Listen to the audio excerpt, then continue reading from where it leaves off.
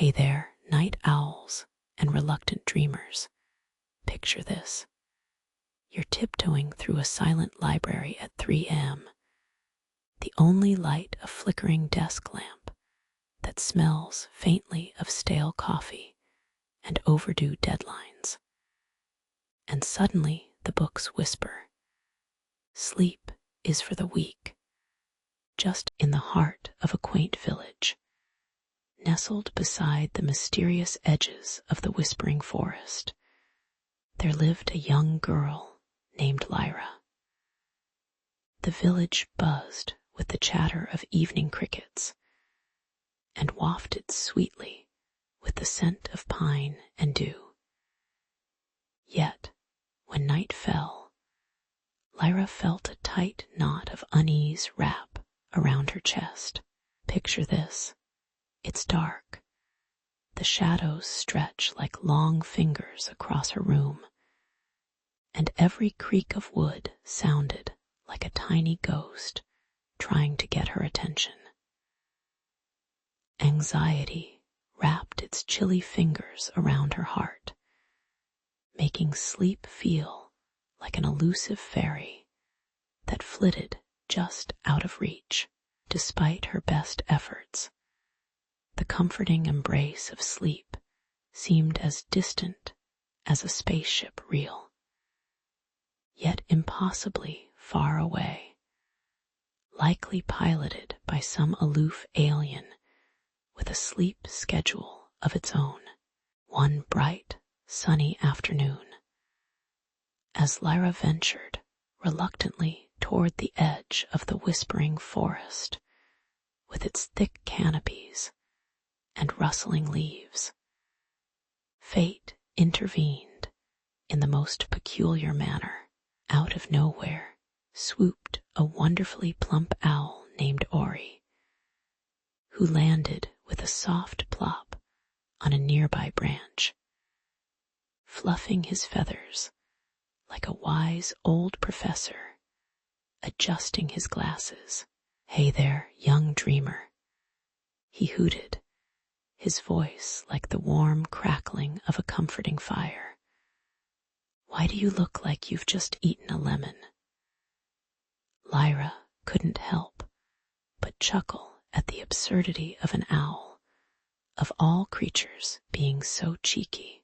Before she could utter a single word, Ori offered her a wink and invited her on an adventure through the forest, claiming they would conquer her nightly dread in the process.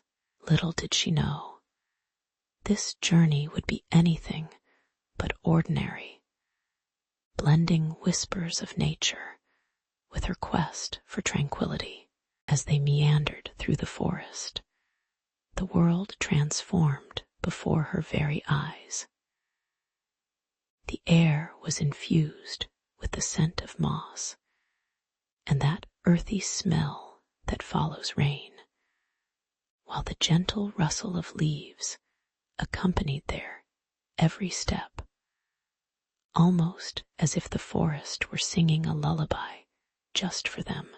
Lyra listened in awe as Ori pointed out the wonders around them.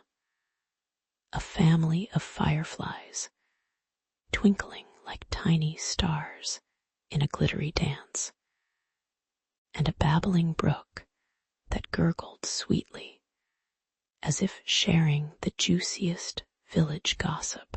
The colorful wildflowers bowed gently in the breeze, their sweet fragrance wrapping around her like a warm hug, coaxing a giggle out of her normally anxious heart. It was a surreal escape, as if Disney had decided to drop a little magic into a perfectly ordinary day, and she felt a flicker of hope ignite, a flicker that wanted desperately to grow into a warm, cozy flame. Ori, ever the wisecracking guide, tested Lyra with peculiar riddles, each revealing a small secret about the art of sleep as they wandered deeper into the forest. One riddle involved a particularly decrepit tree that creaked ominously. Lyra dubbed it the Old Man of the Woods, for it looked as grumpy as a bear woken from a nap.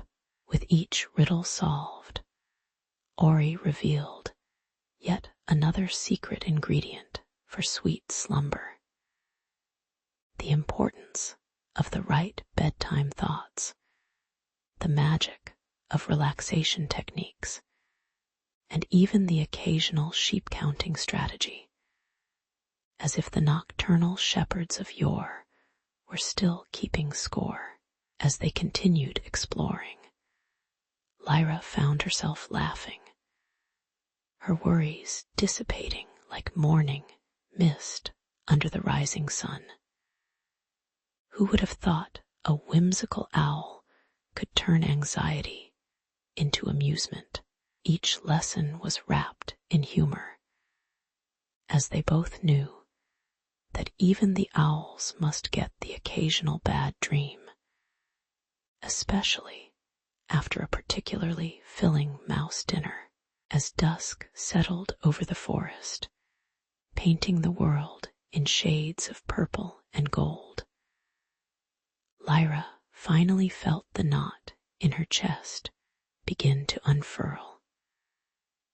Much like one of those pesky holiday lights that decided to cooperate at the last minute. With Ori beside her, she carried the secrets they gathered like a beautiful tapestry stitched from laughter, wisdom, and the scent of night-blooming jasmine. The darkness didn't seem so frightening anymore. Instead, it felt like an inviting blanket promising comfort. Lyra turned to Ori with a heart brimming with gratitude, knowing tomorrow she could finally face the night with newfound courage, and maybe even a wink of her own. As she prepared to return home, she realized that perhaps the whispering forest had a different magic, one that quieted the mind and warmed the soul, perfect for drifting off into sweet dreams.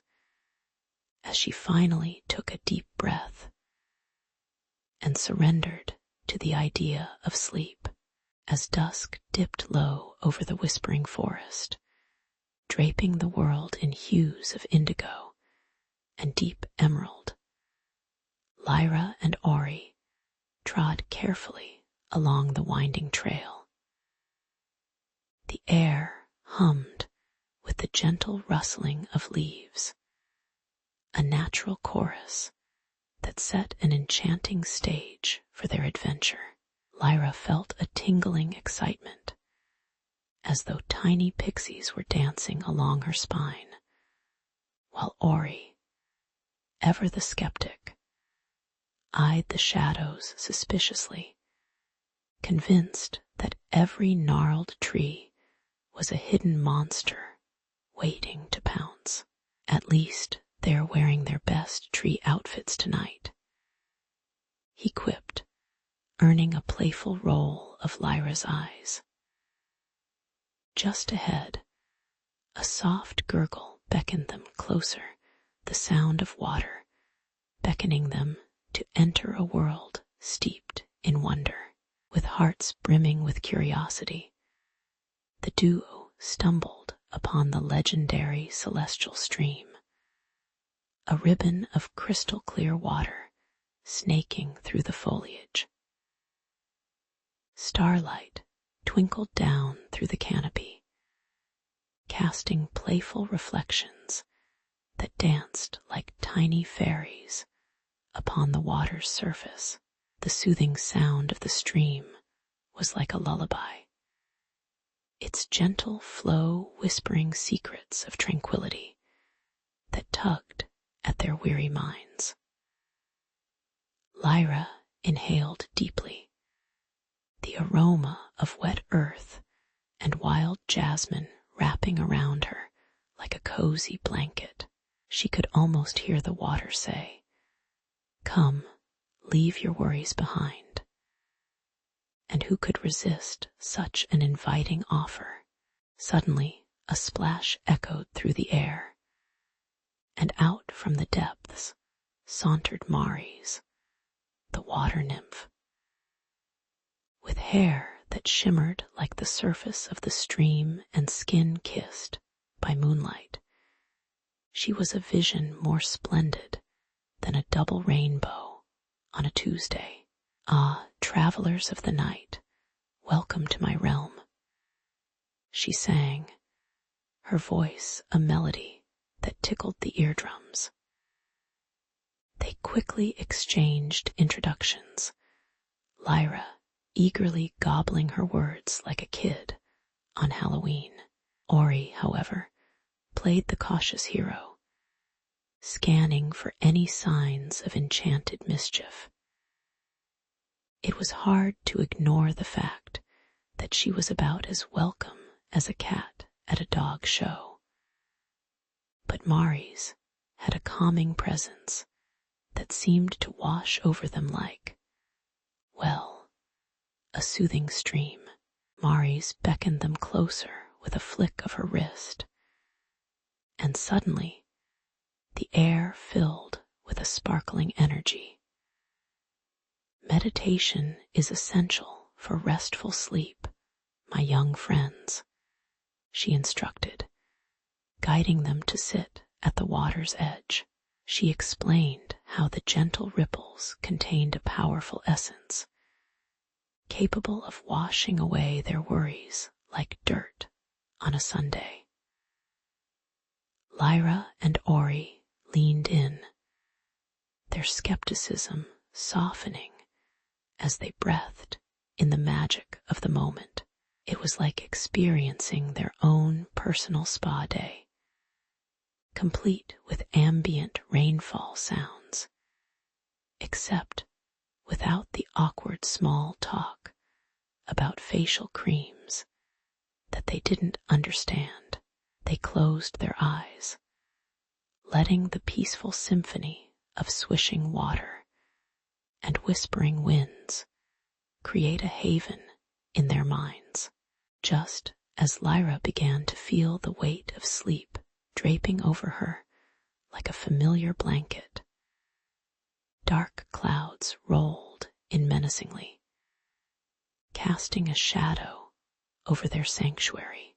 The soothing melodies quickly shifted to a foreboding, angry crescendo as thunder grumbled like an irate cat. "Well, there goes my bedtime playlist," Ori grumbled, peeking from behind his eyelids. Maris, undeterred, waved her hands in a calming motion, her voice rising above the tempest, promising that tranquility could still prevail. Together, they crafted a bubble of peace amidst the storm, proving that even in moments of chaos, sleepy sanctuary could be found if one dared to believe in magic. The wind howled like a banshee, tearing through trees with an intensity that would make any seasoned sailor reconsider their life choices. Rain lashed the ground, turning the once gentle glade into a tempestuous dance of droplets that mimicked furious fairy folk with their raucous rhythm. In the very midst of this squall, 3 young friends, Lyra, Ori, and Maris, sought refuge beneath the colossal canopy of a wise old oak that had seen far more storms than they ever would. The air was thick with the smell of damp earth, a rich aroma that clung to their clothes and filled their lungs with the invigorating scent of adventure. If only they could find it amid the cacophony. As their hearts raced, they dared to believe that something extraordinary lay just beyond the edge of the storm. A flicker of magic waiting to untangle their fears, like a well-worn sweater in a knotty yarn basket.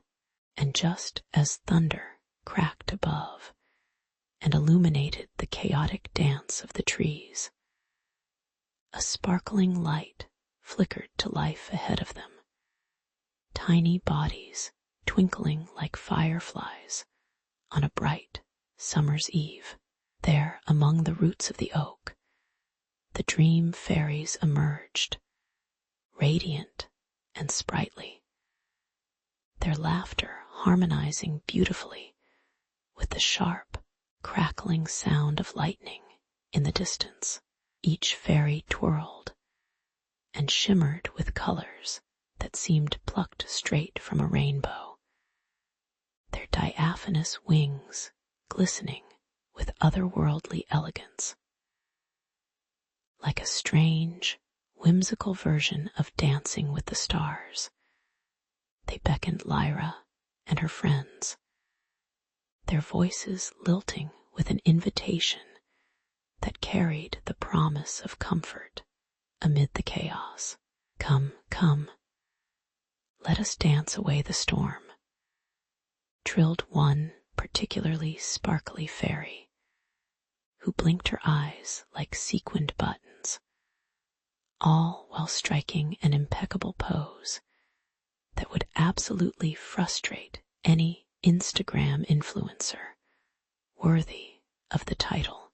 As the friends joined this fantastical frolic beneath the frowning clouds, the storm's fury slowly began to fade, replaced by a gentle pulse of music that resonated in their very souls. Colors swirled around them.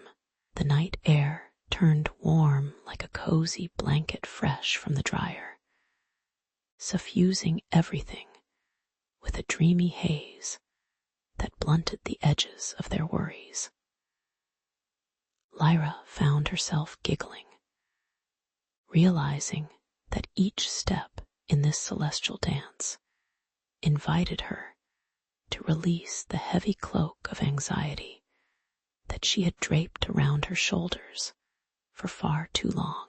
The discord of the storm faded beneath the sweet melodies of the fairies' laughter, transforming it into a quiet hum, like the whispers of a favorite bedtime story. Ironically, in letting go, like handing over the remote control during a crucial football game, she felt all the more empowered, as if she were finally taking charge of her own emotional narrative. Yet, as midnight approached, a hint of melancholy seeped into the warm air. The fairies hovered with an unusual stillness, their glowing forms losing some of their luster.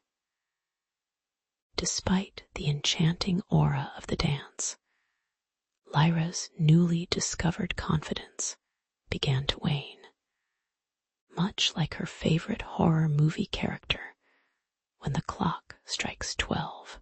In a chorus of chiming voices, the dream fairies revealed the bittersweet truth of their magic. It was fleeting, a wondrous but ephemeral gift that could vanish like cotton candy on a hot day, leaving only the sticky remnants of existence. Lyra's heart sank at the thought of returning to the chaos and uncertainties of life, where shadows lurked at the corners of her thoughts. But in that moment, she realized that this magical experience was about more than just sleep. It was about embracing a new perspective, viewing fear not as a foe, but a quirky companion that could make her journey more vibrant. As the glade dimmed with a soft glow, Lyra felt a burgeoning warmth in her heart, a deeper understanding dawning like the first rays of sun after a storm. Awash with laughter and carefree flicks of fairy dust, she sensed that the storm of her anxieties would always be there. But now she wielded the tools to dance with it rather than shrink away.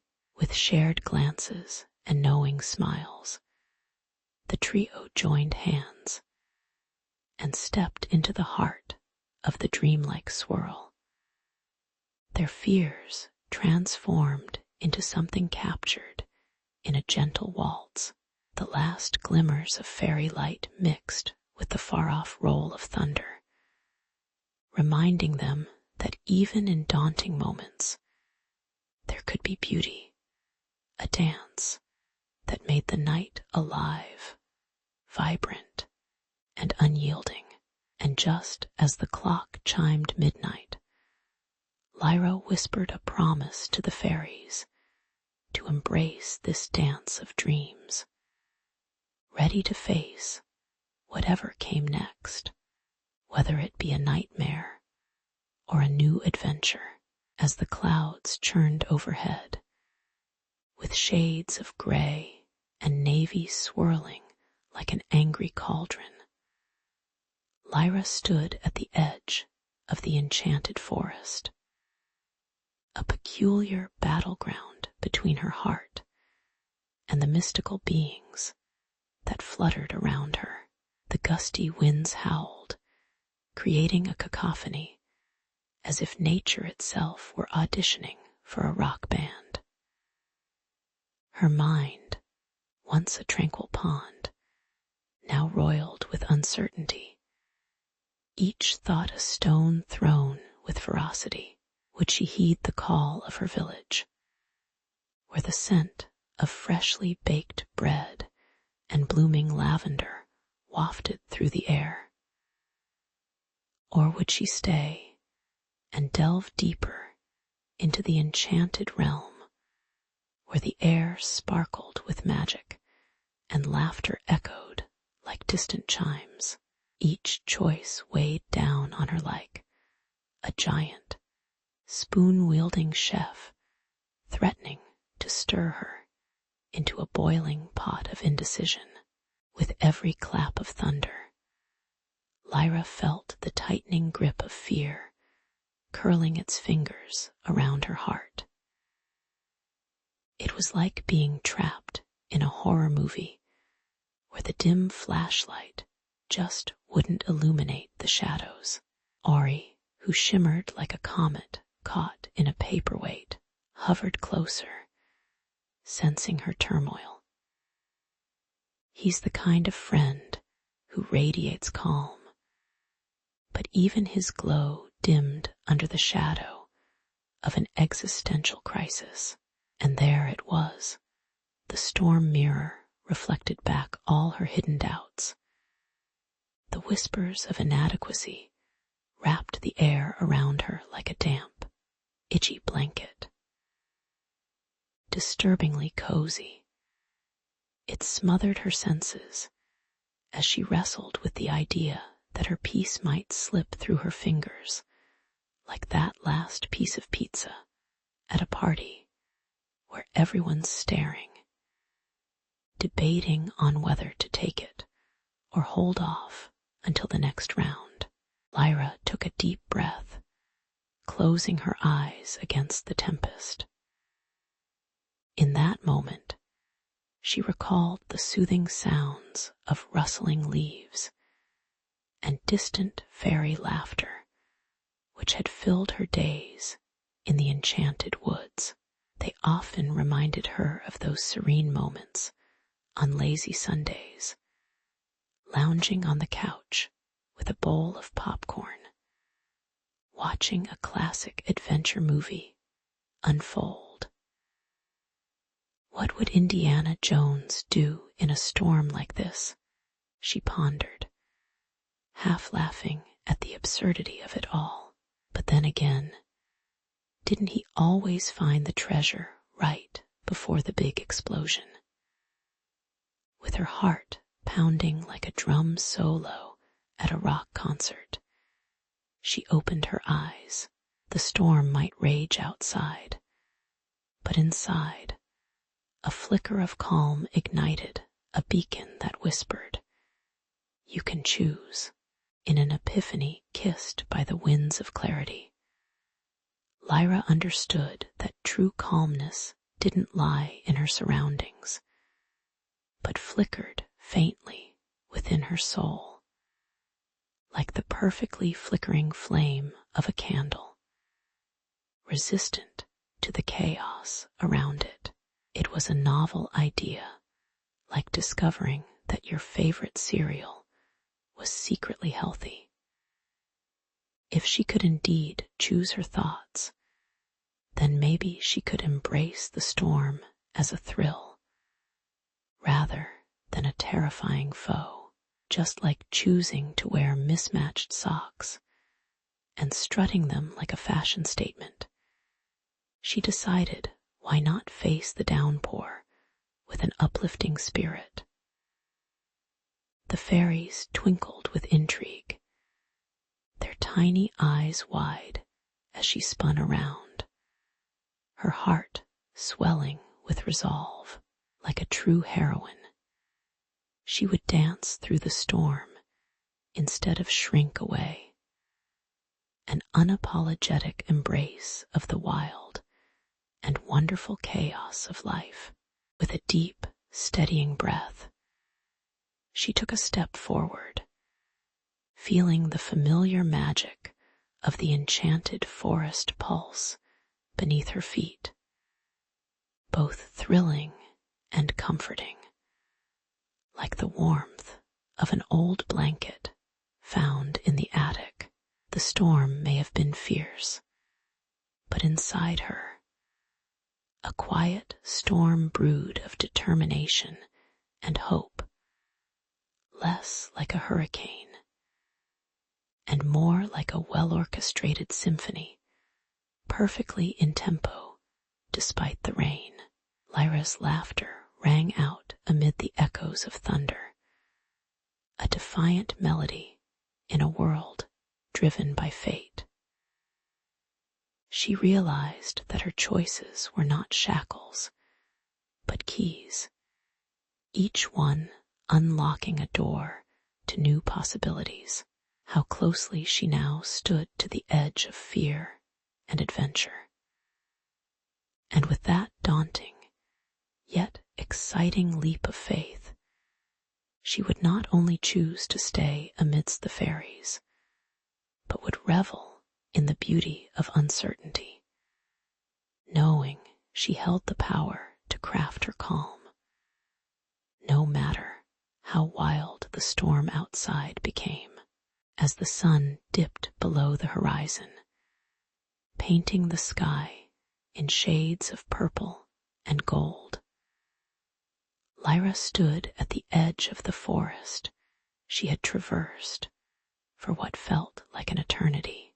Her heart brimmed with newfound wisdom, each lesson etched in the very fabric of her being.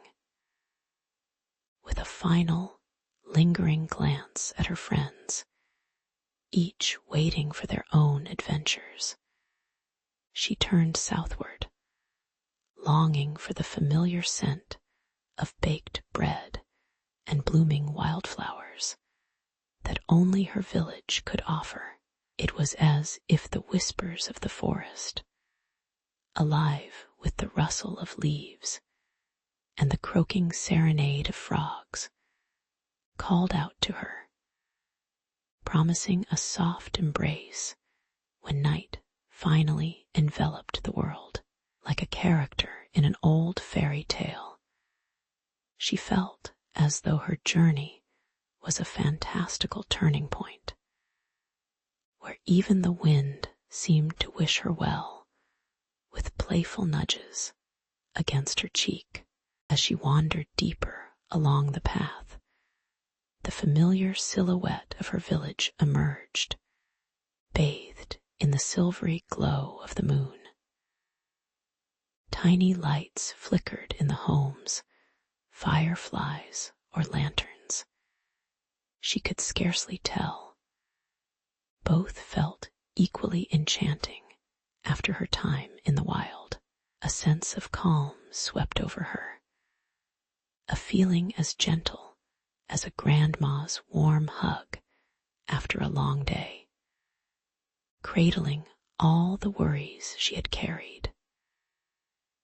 She was no longer the girl who entered this forest in search of answers. She was transformed, her heart lighter and mind clearer.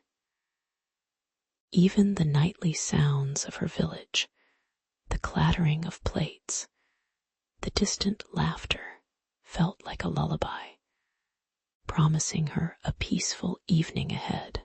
Finally, Lyra reached her cherished doorstep. The wood warped, yet sturdy, beneath her fingers, feeling like an old friend. The smell of her mother's spicy stew wafted from inside, stirring her hunger and wrapping around her like a beloved blanket.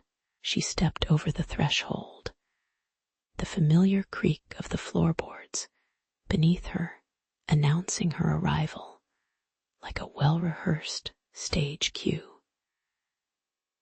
As she settled onto her bed, the soft sheets enfolding her felt like a serene cloud, while the gentle sounds of the night wrapped around her, soothing her like a softly spoken story. With a peaceful sigh, she closed her eyes, ready to surrender to the blissful embrace of sleep, knowing she could trust the night to cradle her fears away. In the depths of her slumber, the forest's whispers danced through her dreams, echoing with their melodic secrets and softly guiding her to a realm untouched by chaos. Oh, how sweet it was to feel unburdened, as if she had tossed her worries overboard like old sea barnacles. Each gentle breeze that caressed her cheeks seemed to carry a promise that with every nightfall she would find calmness, grace, and a sprinkle of magic waiting in the wings. For Lyra had learned that the simple act of letting go, like dropping a boulder into a peaceful pond, created ripples of peace that echoed throughout her being. And so, snug in her blankets, she drifted deeper into dreams, each moment instilling a profound comfort, her heart humming the softest lullaby of all.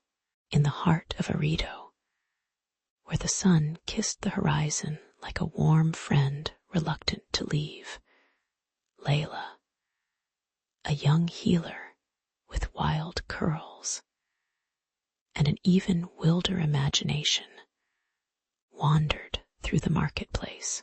The air was thick with the scent of roasted spices and the chatter of traders, their voices thick as honey and nearly as sticky. Yet, amidst the clamor, it was the whispering sands beneath her feet that captivated her most, ancient grains of time sliding through her toes, as if revealing the secrets of celestial realms. Layla always felt a strange pull to the nighttime rituals of her people, rituals that seemed as old as the stones that lined the pathways, a legacy she was destined to explore. With each sunset, she wondered if those sands held the stories of forgotten dreams waiting to be unearthed once again. Like a gopher digging up treasures for Halloween trick-or-treaters hungry for more than just candy corn. As twilight enveloped Arito in its lavender embrace, Layla settled beneath a weathered oil lantern, watching her elders gather for their night rituals.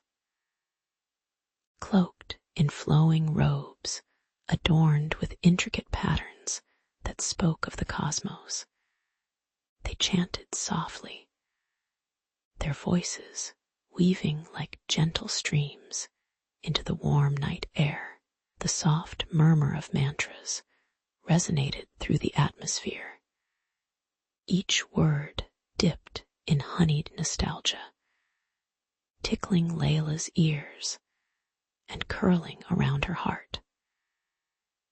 Deep breaths filled with the earthy aroma of incense wafting from the nearby fire created a comforting veil, reminiscent of the first snow settling on a tired lawn. She couldn't help but chuckle at the irony. Here, in a land marred by scorching days, her people worshipped the soothing embrace of sleep like it was the hottest club in town, an oasis of calm amidst the chaos. What Layla observed next was a dance unlike any other, a slow sway of bodies moving between the waking world and the land of dreams. The elders painted images in the air as they draped themselves in blankets woven from the fibers of ancient knowledge, each stitch a verse in the narrative of their lives.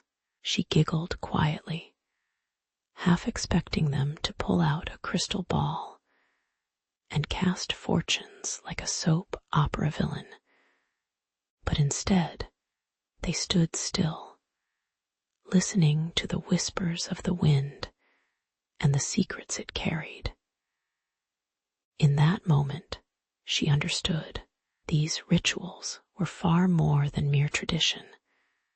They were a lifeline to the cosmic threads connecting them to the universe. With each intentional breath, they invited a tranquility that resonated in their bones, a reminder that sleep was just as vital to their existence as feasting and storytelling. No one would want to miss the next episode of their lives.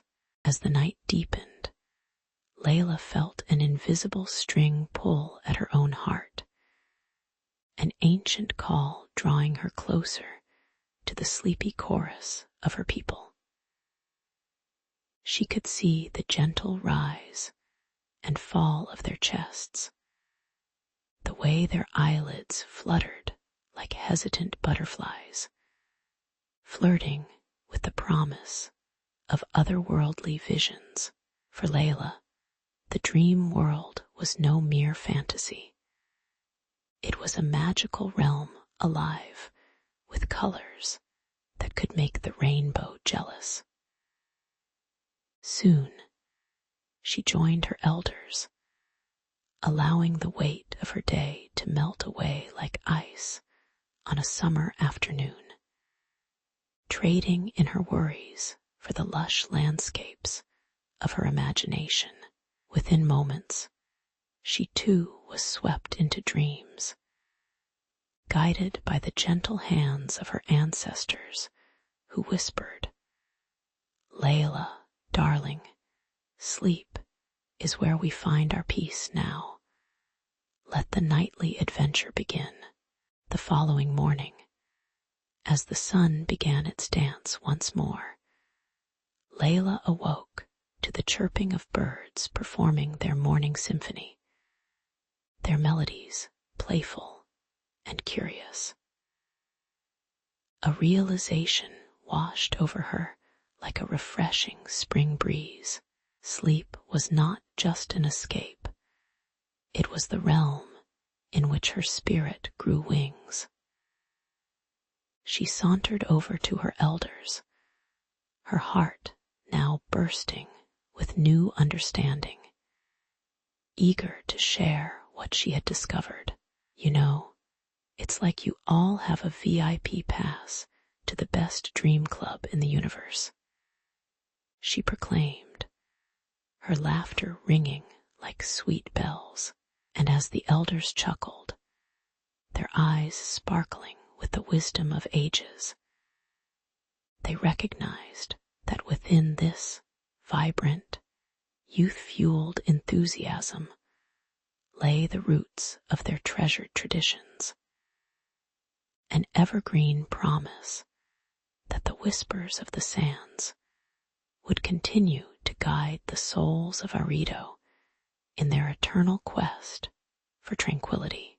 In the heart of Arito, a village cradled by mountains and meandering rivers, the air grew thick with tension, as if the sky itself was holding its breath.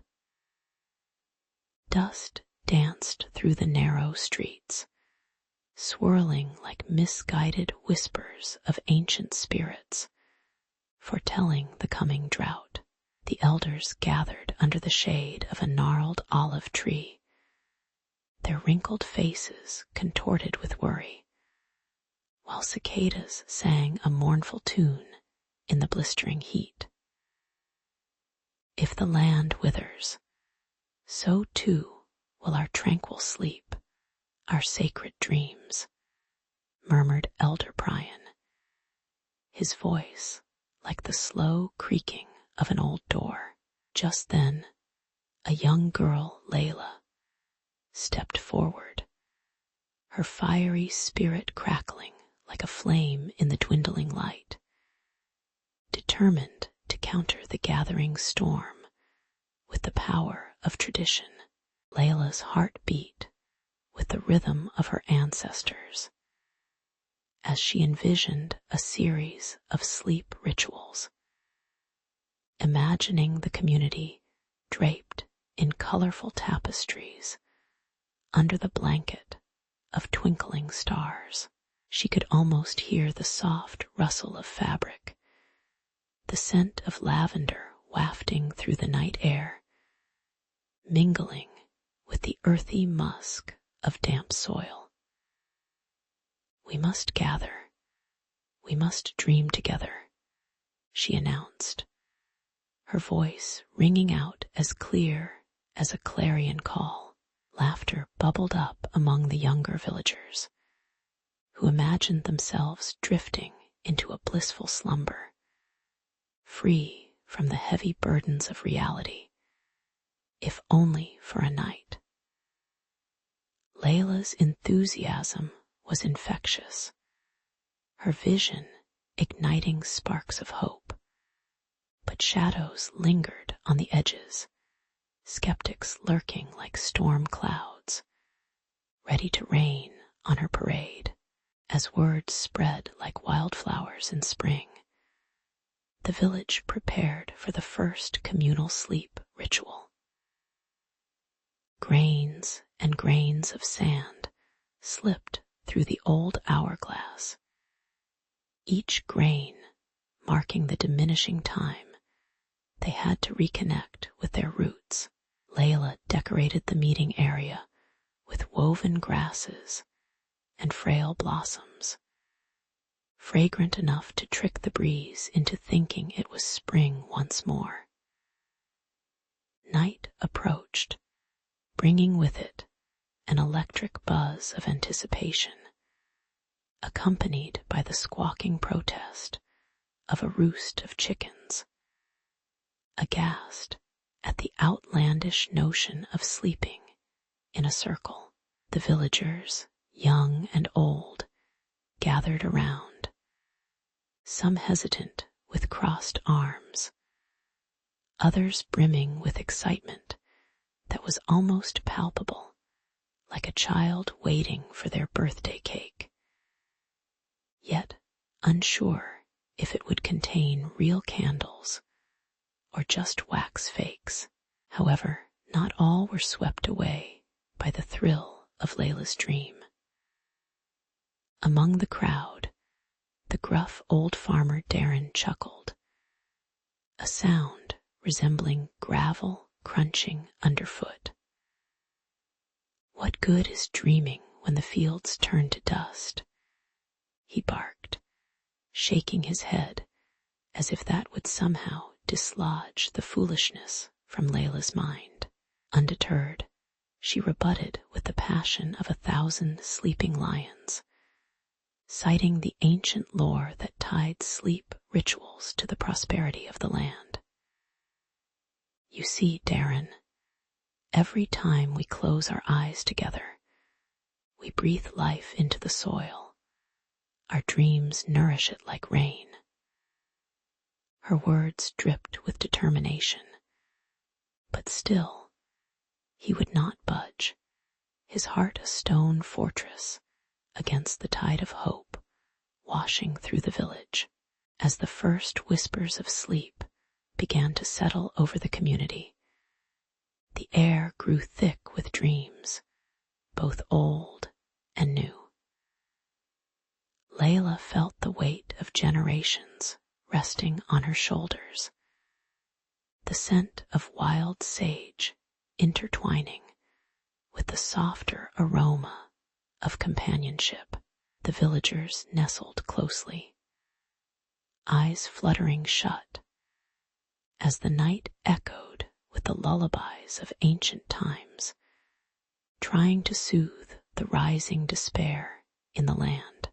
In that moment, as jumbled thoughts meandered between waking and dreaming, Layla could almost hear a soft, ironic chuckle from the universe, as if it knew that, in this chaotic dance of doubt and light, they'd not just be preserving a ritual, but possibly reigniting the very soul of a rito.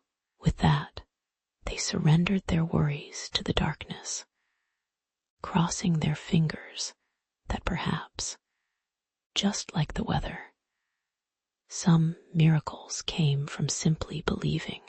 The night began innocently enough, with the whispers of wind weaving through the tall grasses around Layla's sacred gathering spot. The flickering flames of the fire danced like spirits set loose, casting playful shadows on the faces of her community as they settled into their meditation. Laughter echoed under the stars, a melody of camaraderie punctuated by the laughter of children playing hide-and-seek among the ancient stones. But soon, without warning, the heavens unleashed their fury.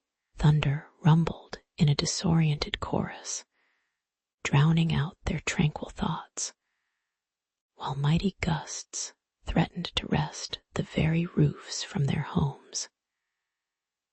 It was as if the universe itself was throwing a tantrum, leaving Layla to wonder if the gods were unhappy or just hangry for some celestial snacks. As the storm raged, Layla's heart was heavy, like a stone dropped into a dark well. She could sense the chaos manifesting in everyone around her, transforming serene faces into masks of fear and uncertainty. In her dreams, vivid and unsettling, she glimpsed desolation, parched earth splintering under the relentless sun, crops wilting like forgotten hopes, and restless spirits flitting between worlds in search of something they had lost. It was as if she were trudging through the pages of a tragic epic where despair reigned supreme, and the haunting wails of the long-forgotten hung thick in the air. Yet, Amidst the gloom, a flicker of light sparked within her.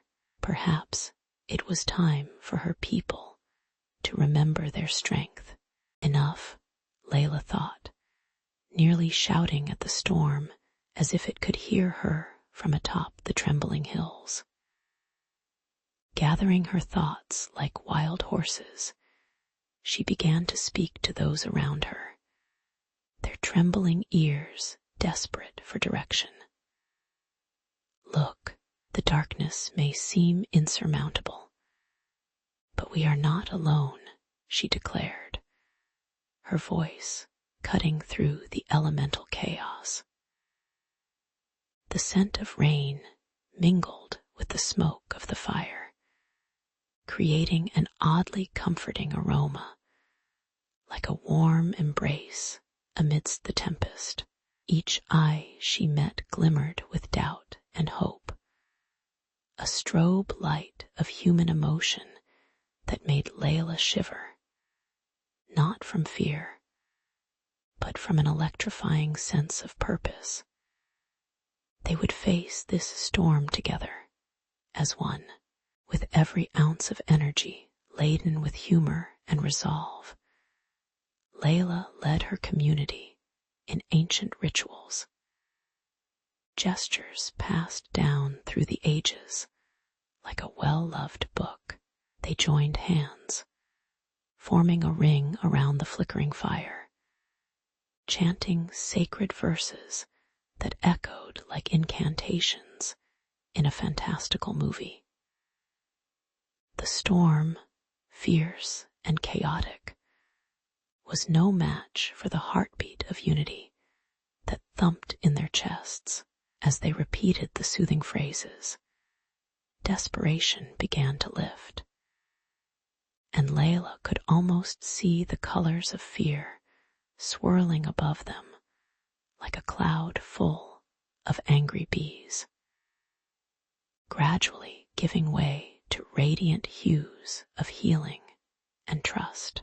Take that, storm, she thought, stifling a giggle as she envisioned an epic superhero showdown. Layla and her tribe versus Mother Nature herself in this unwelcome sequel to The Day After Tomorrow. As the winds howled louder, pressing against their barricade of solidarity, it became clear that their collective presence wielded a power beyond understanding. The storm eventually began to relent, its ferocity sapping, as if it had lost a battle against the bonds of human connection. In that moment, the spirits they had glimpsed in their dreams felt closer, their shimmering forms now guiding the tempest back to where it belonged. As Layla looked around, faces alight, eyes sparkling with newfound courage, it was clear despair had transformed into resilience, not just through ritual, but through the laughter, tears, and unwavering belief in one another. Even amidst life's unpredictable storms, the ancient truths prevailed. Unity could indeed weave tranquility out of chaos, reminding her that sometimes all you need is a little magic and a lot of heart. As twilight draped its velvet cloak over the village, Layla stood before the flickering flames of the great bonfire, her silhouette framed against the dancing light. The pungent scent of sage and wild lavender filled the air, creating a mystical atmosphere as her voice rose above the crackling of burning wood. She set the scene for the night's grand sleep ritual, her arms outstretched like a conductor, ready to orchestrate a symphony of dreams. The villagers gathered around, eyes wide, soaking in the moment like grateful sponges, itching for a taste of the ancient wisdom promised by the celestial convergence. Even the stars seemed to lean in closer, twinkling like an audience eager for the show of a lifetime. With a heartbeat sinking to the rhythm of the fire, Layla began chanting in a melodic, echoing voice that seemed to blur the lines between the past and present. It was a call to the spirits of earth and sky, a Netflix special that no one could binge watch, but was instead lived through experience. The villagers felt a shiver crawl up their spines, tinged with both fear and exhilaration, as ancestral voices emerged from the shadows, offering guidance through the veil of sleep. Each word was like an electric pulse, buzzing with ancient knowledge, urging them to confront the demons lurking just beneath their consciousness. They were not just gathering for a night of rest, they were being primed for a night of reckoning, ready to channel their deepest fears into a reservoir of strength that would rival a superhero origin story. As the fire began to dim and the sacred chants faded into an otherworldly hum, the villagers surrendered themselves to the embrace of sleep. With each gentle sigh and sweet exhale, they plunged into realms uncharted, where time warped like a funky Salvador Dali painting. In this dreamscape, their fears took form like surreal figures in a carnival funhouse, twisting and turning, but no longer felt menacing. Instead, guidance flowed like a river, showing them how the roots of their troubled past were intertwined with the thriving trees of the present day. It was a bizarre, yet enlightening episode that felt like mixed reality, both terrifying and soothing, a rich tapestry that connected their souls to the very fabric of nature. And just like that, dawn cracked open the sky, spilling golden light over the village as the villagers began to awaken, sluggish yet filled with an electric charge. Stretching like cats that had just basked in their favorite sunbeam, they blinked against the brightness, the residue of their nocturnal voyage still lingering like a dream left unfulfilled. With newfound clarity, they shared stories of their nighttime encounters, laughter erupting here and there, like popcorn kernels bursting in hot oil, each tale echoing the same truth. Tranquility lay within their unity, crafted from the collective dreams spun during the night. They realized that each person's dream was a thread woven into a larger tapestry, rugged but beautiful, revealing the intricate dance of life they shared with one another and the natural world. Ironically, it was the seemingly chaotic convergence of their fears that had led them to this moment of shared insight, as if the universe itself had scripted a compelling season finale just for them. As the sun climbed higher, casting a warm glow over the landscape, Layla watched her community with a smile. feeling like a proud director at the premiere of a blockbuster. The whispers of the ancestors lingered in the breeze, reminding them that their bond with nature was the sacred thread connecting their lives. They breathed in the crisp morning air, an elixir revitalizing their spirits, and exchanged knowing glances, as if claiming a secret only they shared. Gone were the lingering shadows of doubt. What remained was a sturdy foundation of tranquility, rising like the mythic phoenix. With their hearts pounding in sync with the pulse of the earth, they stood united, ready to face whatever else the universe threw their way. Because if they had survived a night of reckoning together, they could conquer anything, even a Monday morning. As the first light of dawn crept over the horizon, it painted the sky of Arito in radiant hues of gold and soft rose. The air was saturated with the scent of damp earth, awakening the spirits of a community that had huddled in the shadows of despair for far too long. Birds, as if on cue, chirped jubilantly, remarking on the change in atmosphere with a chorus that could rival a Broadway musical.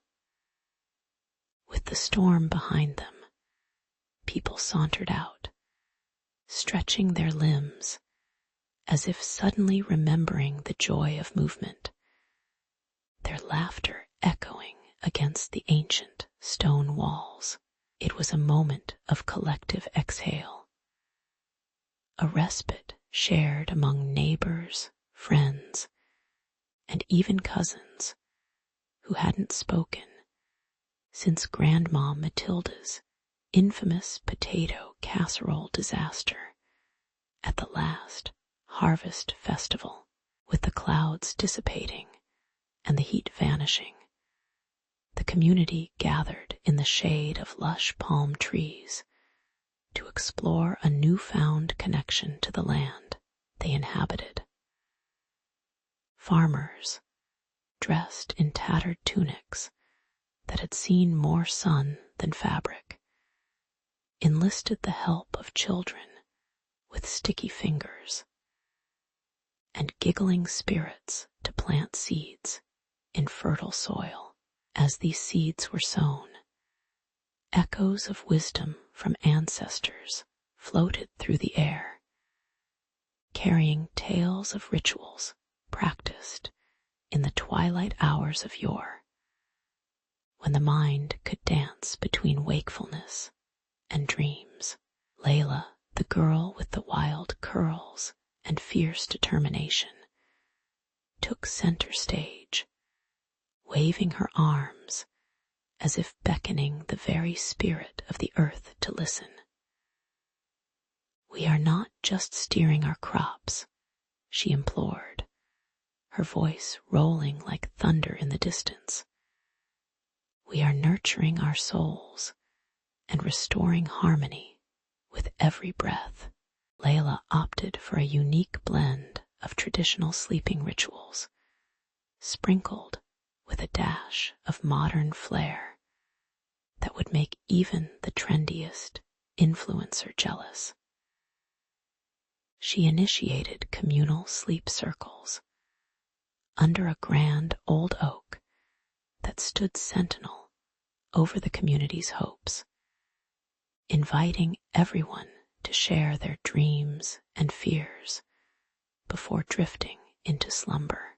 Each evening, the villagers would gather, bringing snacks that could rival any five-star buffet, freshly baked bread, dates dipped in honey, and spiced tea that spooled aromas into the night like a faint siren's song.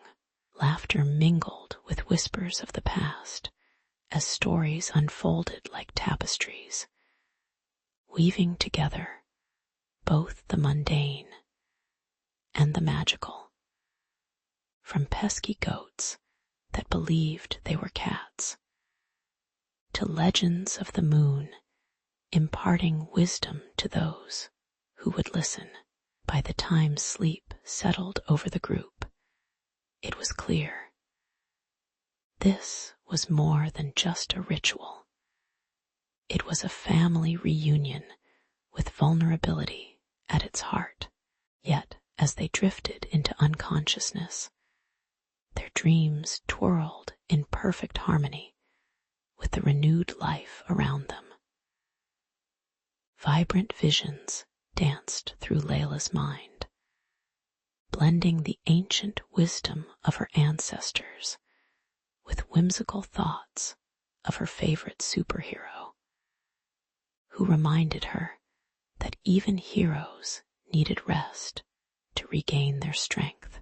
She dreamt of farmers effortlessly swinging scythes, as if choreographed for a grand ballet, each swing a note in a symphony of production. The earth thrummed beneath them, resonating with whispers of gratitude as life erupted from every corner, roots burrowing deeper, blades of grass pushing through the surface, and flowers unfurling like sleepy yawns. It was a vivid expression of nature, dancing its own version of the boogie-woogie. And the villagers were the lucky spectators. As dawn kissed the treetops again, the community awoke, each member more refreshed than a cat after a long nap in the sun.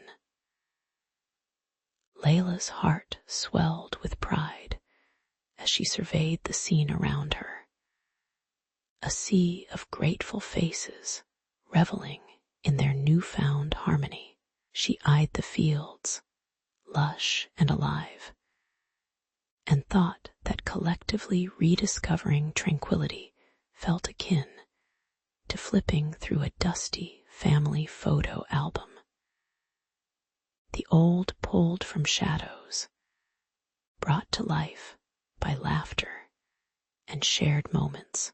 Every bit of connection elevates us, she laughed, embodying wit even at the crack of dawn, a philosopher with call of the wild vibes.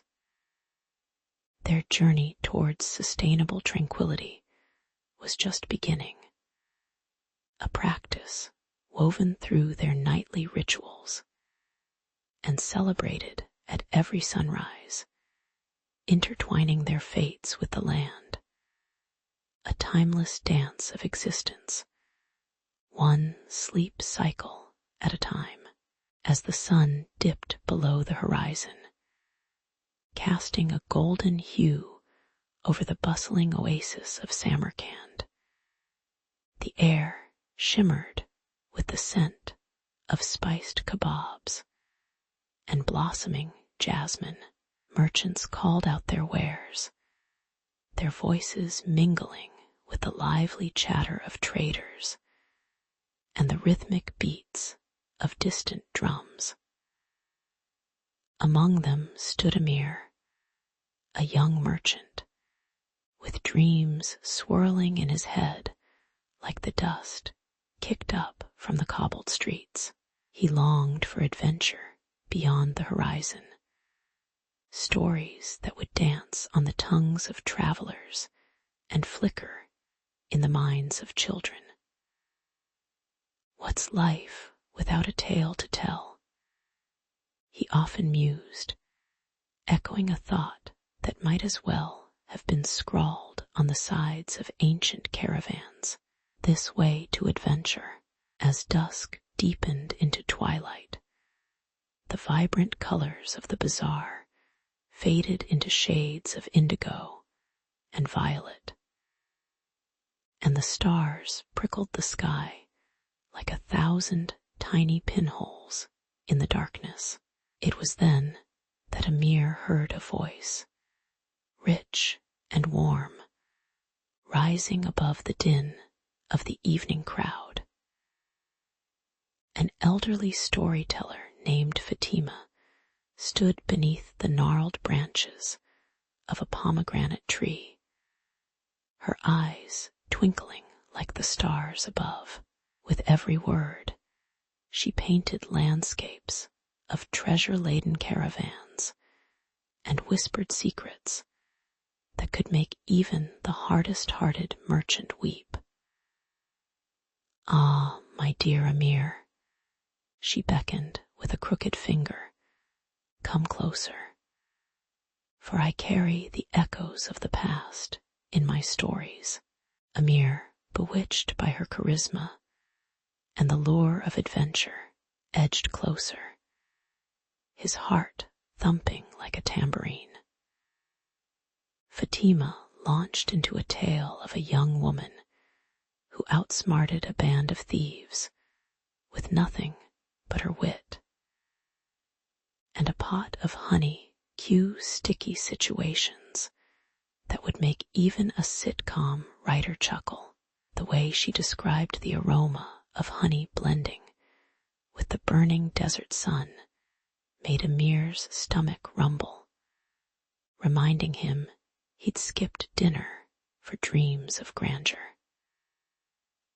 As the crowd grew around them, Amir felt as though he had stumbled not just into a story, but into a vivid tapestry of life itself, woven with laughter, danger, and the sweetness of triumph.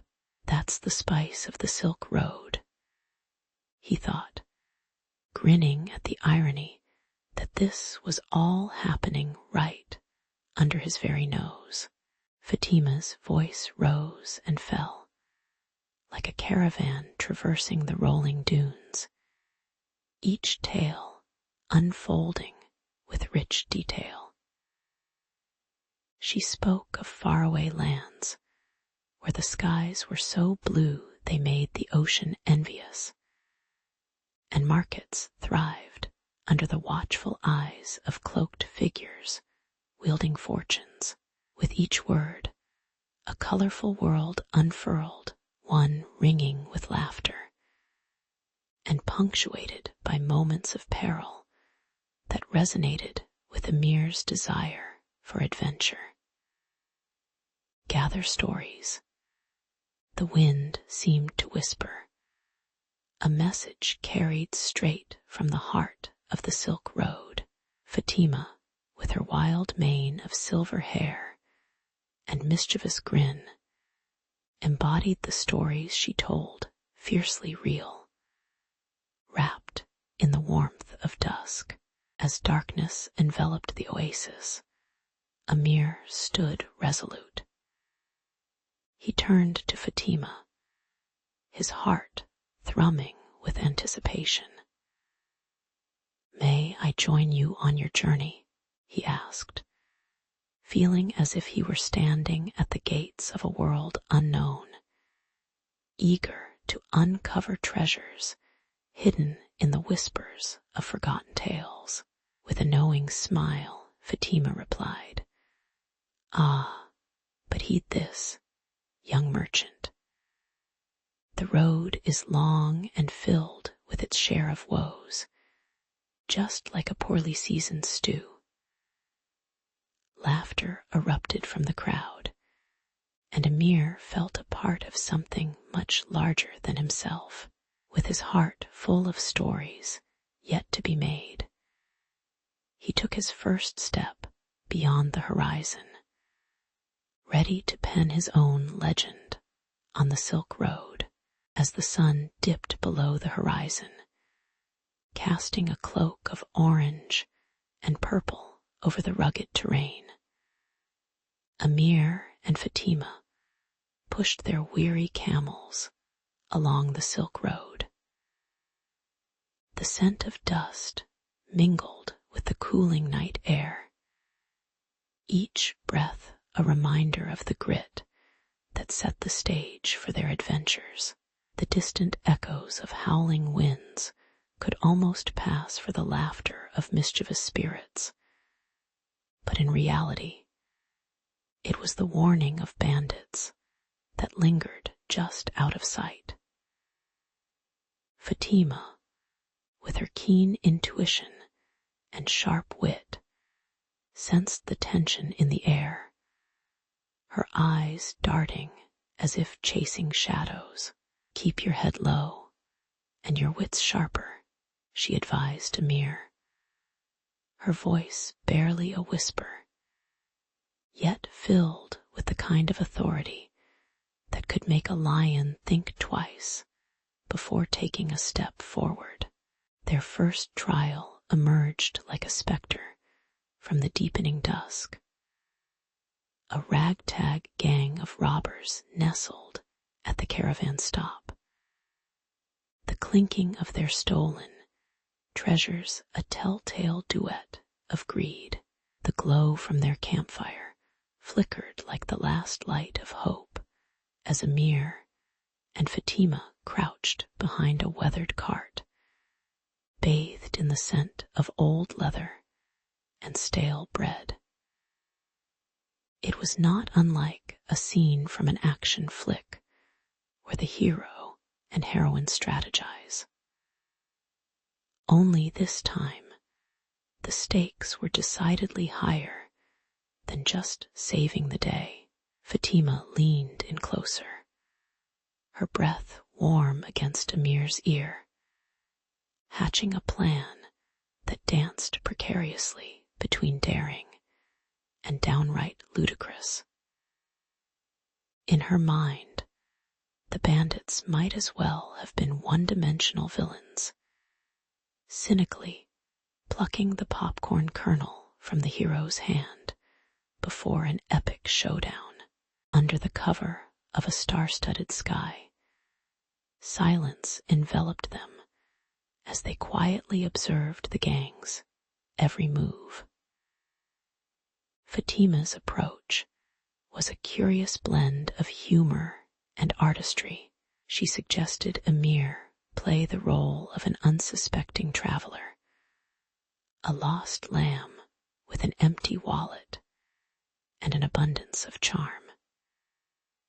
You know, channel your inner hobbit, if you will, only with less second breakfast and more first-class charisma, she chuckled, lightening the weight of uncertainty that hung between them as she meticulously fashioned a distraction involving a well-placed rock and a handkerchief resembling a fictional map.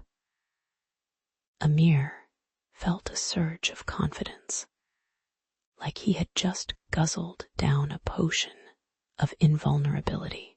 With one last glance at the dozing outlaws, they poised themselves for action, their hearts racing like the drums of an ancient battle rhythm. With the daring audacity of the greatest tricksters, they set their plan into motion. Amir, embodying his newly minted alter ego, ventured forth, while Fatima played the role of the faithful companion from a distance. The bandits, unfocused and lulled into complacency by drink and stolen pleasure, barely registered the flicker of movement until it was too late. A stone soared through the air as Fatima hurled it away from their hiding spot, launching it towards a nearby brush.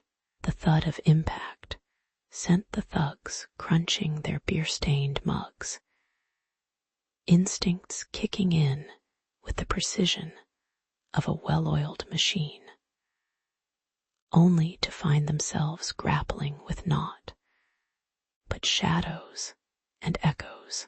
Amir couldn't help but stifle a laugh. This felt like a scene from a classic buddy cop flick, gone gloriously wrong.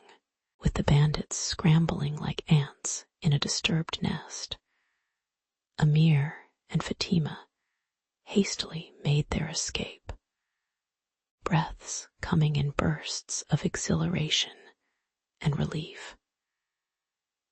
The evening air felt electric as they traversed the terrain, laughter bubbling forth, forging a bond that shimmered even brighter than the starlit sky above. As they settled under the sprawling canvas of twilight, sharing whispers of their past, Fatima's wise words echoed with the clarity of mountain streams.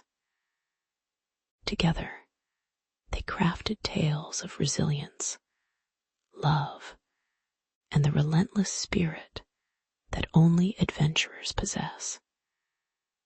And in that moment, with the world's dangers behind them, they felt the guiding warmth of saintly spirits lighting their path forward, who knew that the trials of the night would become cherished memories, legends spinning into the very fabric of their tale on the Silk Road, under the shimmering canvas of 1,000 stars.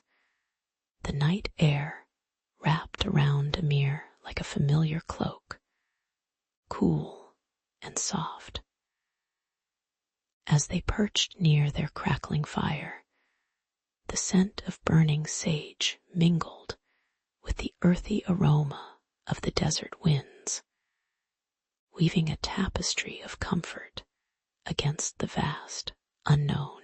Fatima, with her dark curls dancing in the gentle breeze, spoke of Kashgar's lost riches, as if the very treasures themselves whispered through her words.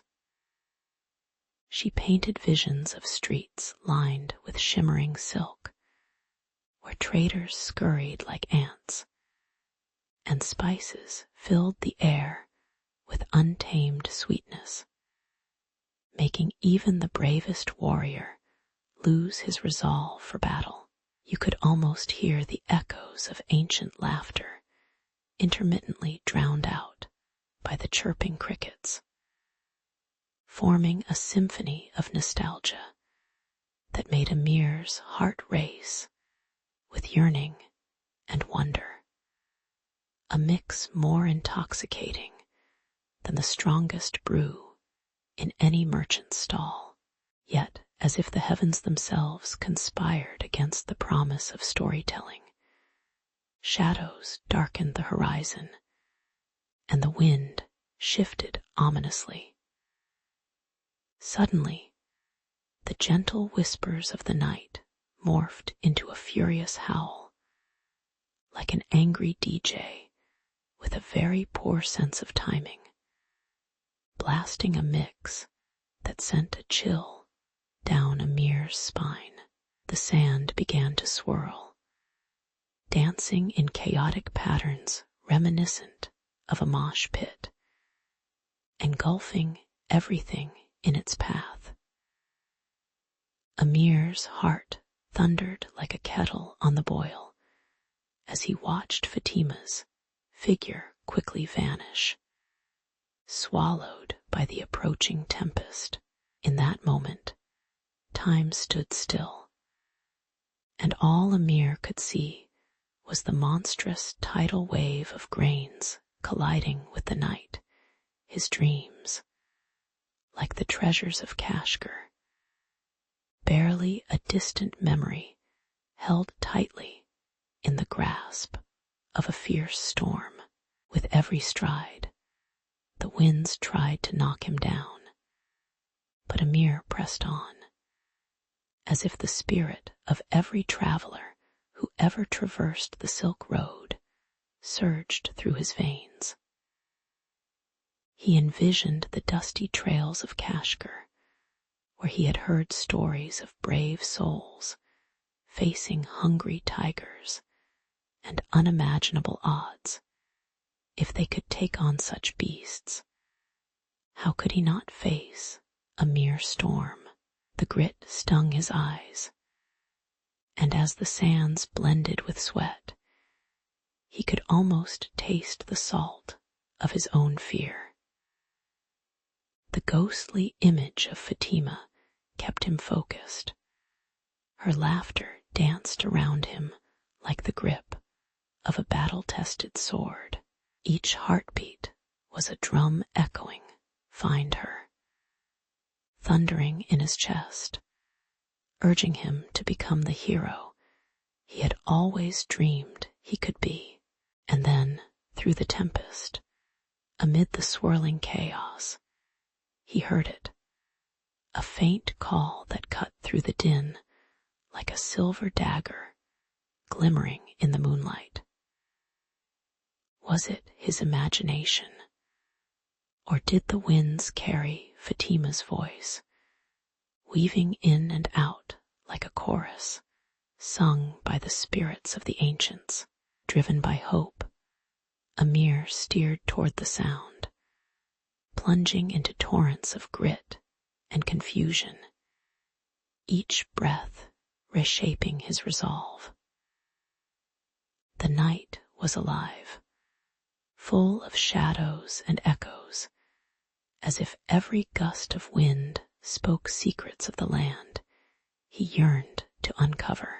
By the time he stumbled upon the light of Fatima's fire, his heart swelled, not just with triumph, but a newfound strength, a certainty that stories can indeed guide us back home, even through the fiercest of storms. The storm raged as if the heavens themselves were wrestling with an unseen foe. Thunder clapped like 1,000 angry drums, and the winds howled, carrying with them the memories of an ancient world. In the midst of the chaos, Amir's thoughts turned sharply to Fatima, her laughter hovering like a ghost in his mind. It was one of the tales she spun so deftly, a fable of courage and resilience that became his lifeline in this tempest. Even now, amidst the swirling darkness, he could almost hear her voice, smooth as silk, vibrant as the morning sun, urging him to summon his inner strength, to embrace valor like a familiar friend. He clenched his fists, the scent of rain and dust filling his nostrils, igniting a fierce determination within him. With the taste of adrenaline on his tongue, Amir braved the storm-choked terrain, his heart pounding like the beat of a war drum.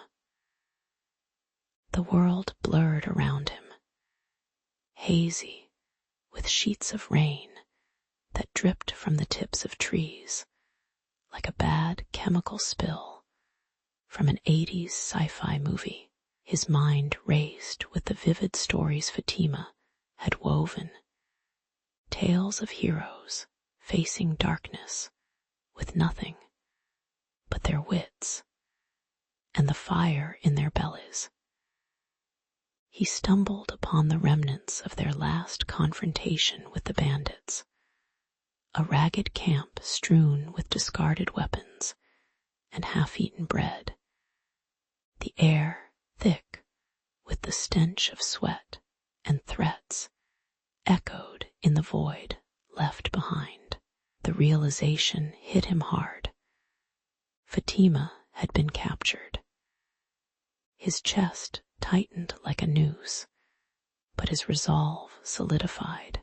With each step, Amir recalled the lessons hidden within Fatima's tales, how each hero, every stalwart figure, faced their fear with a smirk and a knowing sparkle in their eye, fueled by purpose and an almost reckless hope. He strode toward the bandits' lair, a crumbling ruin not unlike a weathered old man too stubborn to fall. The sound of mock laughter trickled through the broken fragments of stone, a reminder that within that laughter lay an echo of danger. He took a deep breath, inhaling the sharp tang of iron and ambition fusing together in the damp air. And then, buoyed by the flickering light of bravery, he stepped into the lair, the tension crackling around him like static just before a lightning strike. Inside, the bandits lounged, as if the storm outside was a mere backdrop to their riotous revelry, their raucous laughter ringing out like a discordant chorus. Heart racing, Amir observed their smirking faces, their eyes glinting with malicious delight as they slumped around a flickering fire, shadows dancing on the walls like the ghostly reminder of his unconscious fears. A battle wanderlust stirred within him, emboldened by the familiar thump of a hero's heart in storytelling. This isn't a magic show, but let's make it a disappearing act, he declared, striking a dramatic pose with the kind of flair you'd find in an over-the-top action film. The bandits turned, surprise painting their expressions just before confusion morphed into furious rage. It was showtime. The clash erupted with the fervor of a summer storm, bodies colliding with grunts and shouts, the air heavy with the stench of sweat and adrenaline. Amir fought with all the fervor of a bear awakened from hibernation, each movement sharp and deliberate, his pulse roaring in his ears like the ocean's tide. The bandits faltered at his audacity, as every strike he unleashed was guided by the whispers of courage that Fatima had once instilled in him.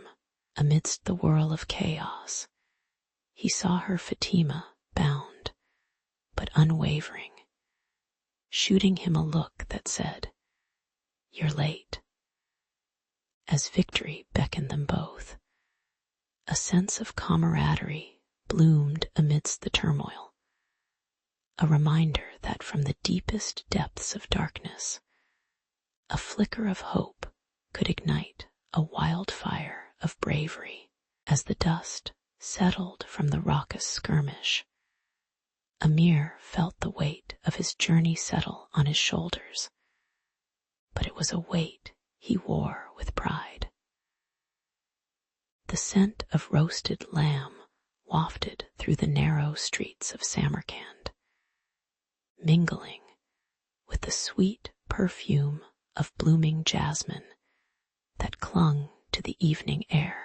Under the blush of a setting sun that stained the sky with hues of burnt orange and deep purple, he walked with a spring in his step, eager to share his triumph with the townsfolk. Just yesterday, he was dodging arrows shot by rascally bandits, and today he was a hero, though he kept telling himself that all the bravery was really just a product of sheer luck and Fatima's insistence that running was not an option. Oh, if only the local baker could turn his tales into pastries, he could sell heroes' puffs with a berry jam of valor inside. Arriving at the bustling bazaar, Amir heard the familiar cacophony of life. Merchants hawking spices like saffron and cardamom, their bright colors echoing the tales he carried in his heart. The town was adorned with lanterns, twinkling like stars, reluctantly settling in for the night, eager for the stories they would hear. He clapped his hands, gathering a crowd, and in the spirit of a seasoned bard, he began to spin the yarns of his recent escapades. He relayed the courage of Fatima, how she bested the tallest bandit with nothing but quick thinking and a satchel of cucumbers. They never saw it coming. He chortled, eliciting fits of laughter from his audience.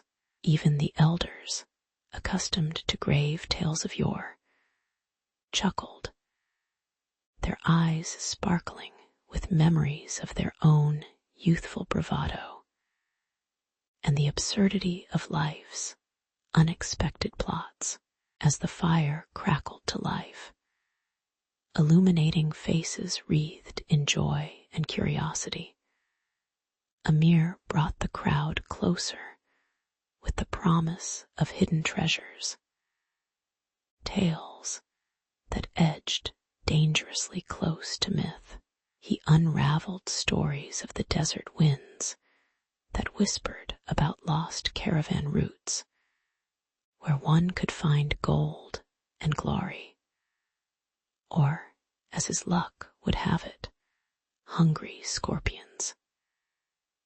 Each word danced on the air, igniting imaginations and fanning the flames of camaraderie.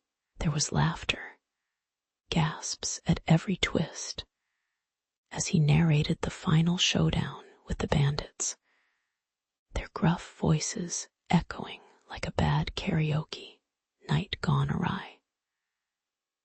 One of them even tried to tickle me, an attempt at distraction that was woefully misguided. Amir chuckled, alluding to the irony of tough guys trying to fight with laughter instead of weapons. But as Amir's tales flowed, a deeper resonance rippled through the crowd, a sense of understanding and shared experience. Little did they know that each chuckle was like a stitch, weaving a tapestry of resilience and hope against the fabric of their own lives. The once abstract feeling of bravery became tangible in the dusk light, creating connections not just to the past, but to one another. Families exchanged glances filled with warmth, and children leaned in closer, dreaming not just of glory, but of friendship that could weather any storm. As the shadows lengthened, his stories seemed to thaw the chilly grip of fear that had lingered since the incident with the bandits, replacing it with the gentle embrace of community and unity. With the moon rising high, casting silvery light upon the gathered crowd, Amir took a moment to inhale the beauty of this gathering, a living embodiment of tales told and shared. He could see their laughter fuse with the stars peeking through the velvet sky, each light holding a fragment of their stories, like fireflies tracing the arcs of their aspirations. In this moment of togetherness, Amir realized that these encounters were not merely entertainment, but the very threads that bonded them all, reminiscent of grandfathers reciting simmering histories over rice and stew. So he vowed silently to keep our stories alive, to let them echo through the ages, ensuring that, on the Silk Road, where the whispers of the past met the courage of new tales. No one would ever feel alone under the obsidian blanket of the night as the final flicker of the fire danced and the crowd began to disperse. He felt a flutter in his heart, a promise that their stories would be told again and again, fresh as the dawn yet rich with tradition. Tucked away in the enchanting misty hills, the silent monastery stood like a stubborn old tortoise, its stone walls draped in the soft embrace of climbing ivy and mist. The air buzzed with tranquility, a stark contrast to the hustle and bustle often found in the outside world, where life is as chaotic as a squirrel on caffeine. The monks, dressed in humble robes the color of freshly fallen snow, moved silently like shadows, living embodiments of the peace echoed in their sacred space. Here, the scent of aged parchment and incense drifted through the corridors, weaving a fragrant tapestry of history and devotion that seemed to whisper secrets only the heart could hear. At the heart of this serene hive of activity was Brother Samuel, a headstrong young monk with a penchant for curiosity sharper than a double-edged sword, questing for wisdom in the age-old rituals of sleep practiced by his fellow brethren. As he wandered through the monastery's library, a repository of ancient texts older than his last haircut. And trust me, that was saying something. Brother Samuel stumbled upon a faded manuscript, its pages crinkled and whispering tales of yore. The moment he held it, a delightful cascade of dust erupted, momentarily transforming him into a sneezy cloud of spiritual enlightenment. This wasn't just any book. It was a gateway to a world woven with dreams and tranquility, shedding light on techniques of sleep that could leave anyone feeling more refreshed than an all-you-can-eat buffet after a week of salads.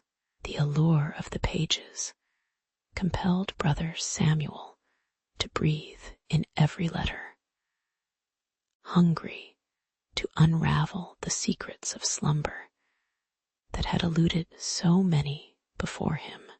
As he delved deeper, the descriptions of sleep rituals began to dance around his mind like animated fireflies on a sultry summer evening.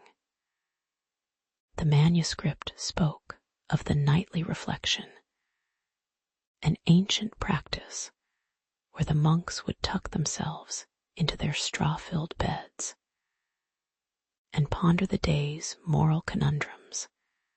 Imagine a game of philosophical chess played in the theater of the mind, complete with an audience of sleepy sheep. The laughter of the monks was like gentle thunder as they shared tales of sleep misadventures, ranging from wild dreams about talking cabbages to the odd case of snoring, so loud it could rattle the very stones of the monastery. Yet within these anecdotes lay wisdom. The monks knew that true tranquility and rest was both an art and a science, a mantra as important as their daily prayers, whispering to them that every good night's sleep comes not just from pillows, but from the peace cultivated within the soul. With each page, Samuel felt his resolve strengthen. He was more than just a seeker of knowledge. He was becoming an alchemist of rest, ready to translate tranquility into enlightenment. His heart raced like a caffeinated rabbit as he envisioned himself practicing each technique, his mind swirling with glorious possibilities like a smoothie of serenity. He could picture it, a peaceful night spent wrapped in shadows, drifting through calm waters of his consciousness, plucking stars from the vast night sky, while other monks slept like logs, blissfully unaware of the cosmic adventures at play in their dreams. The manuscript hinted at a pivotal truth, that serenity in sleep was not merely for the preservation of energy, but a critical component in reaching that ethereal plane where humanity touches divinity, an idea that danced where dreams and awakeness collide. And so, armed with the wisdom of the ages and a newfound zest for nocturnal introspection, Brother Samuel couldn't help but chuckle at the notion that such simple practices could yield enlightenment. It was like finding out that your grandma's secret ingredient for the family sauce was just a sprinkle of love, no magic beans required. As the moonlit night descended upon the silent monastery, Samuel drew a deep breath, embracing the weighty yet exhilarating task of putting these ancient techniques into practice. Perhaps one night soon, he would sink into the depths of his dreams and emerge not just as a monk, but as a beacon of serene sleep, illuminating the path for those navigating the shadowy rivers of the mind, like a lighthouse for the slightly bewildered sailor in all of us.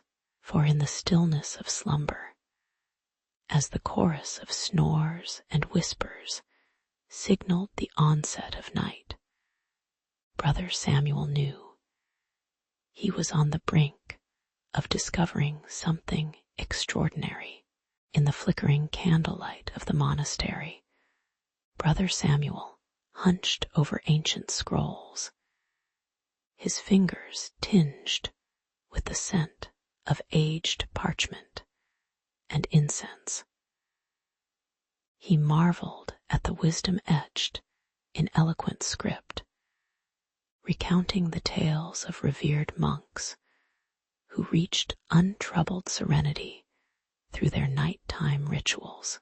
With every page turn, he could almost hear the hum of their meditative chants, soothing as a gentle stream babbling over smooth stones in a forest glade.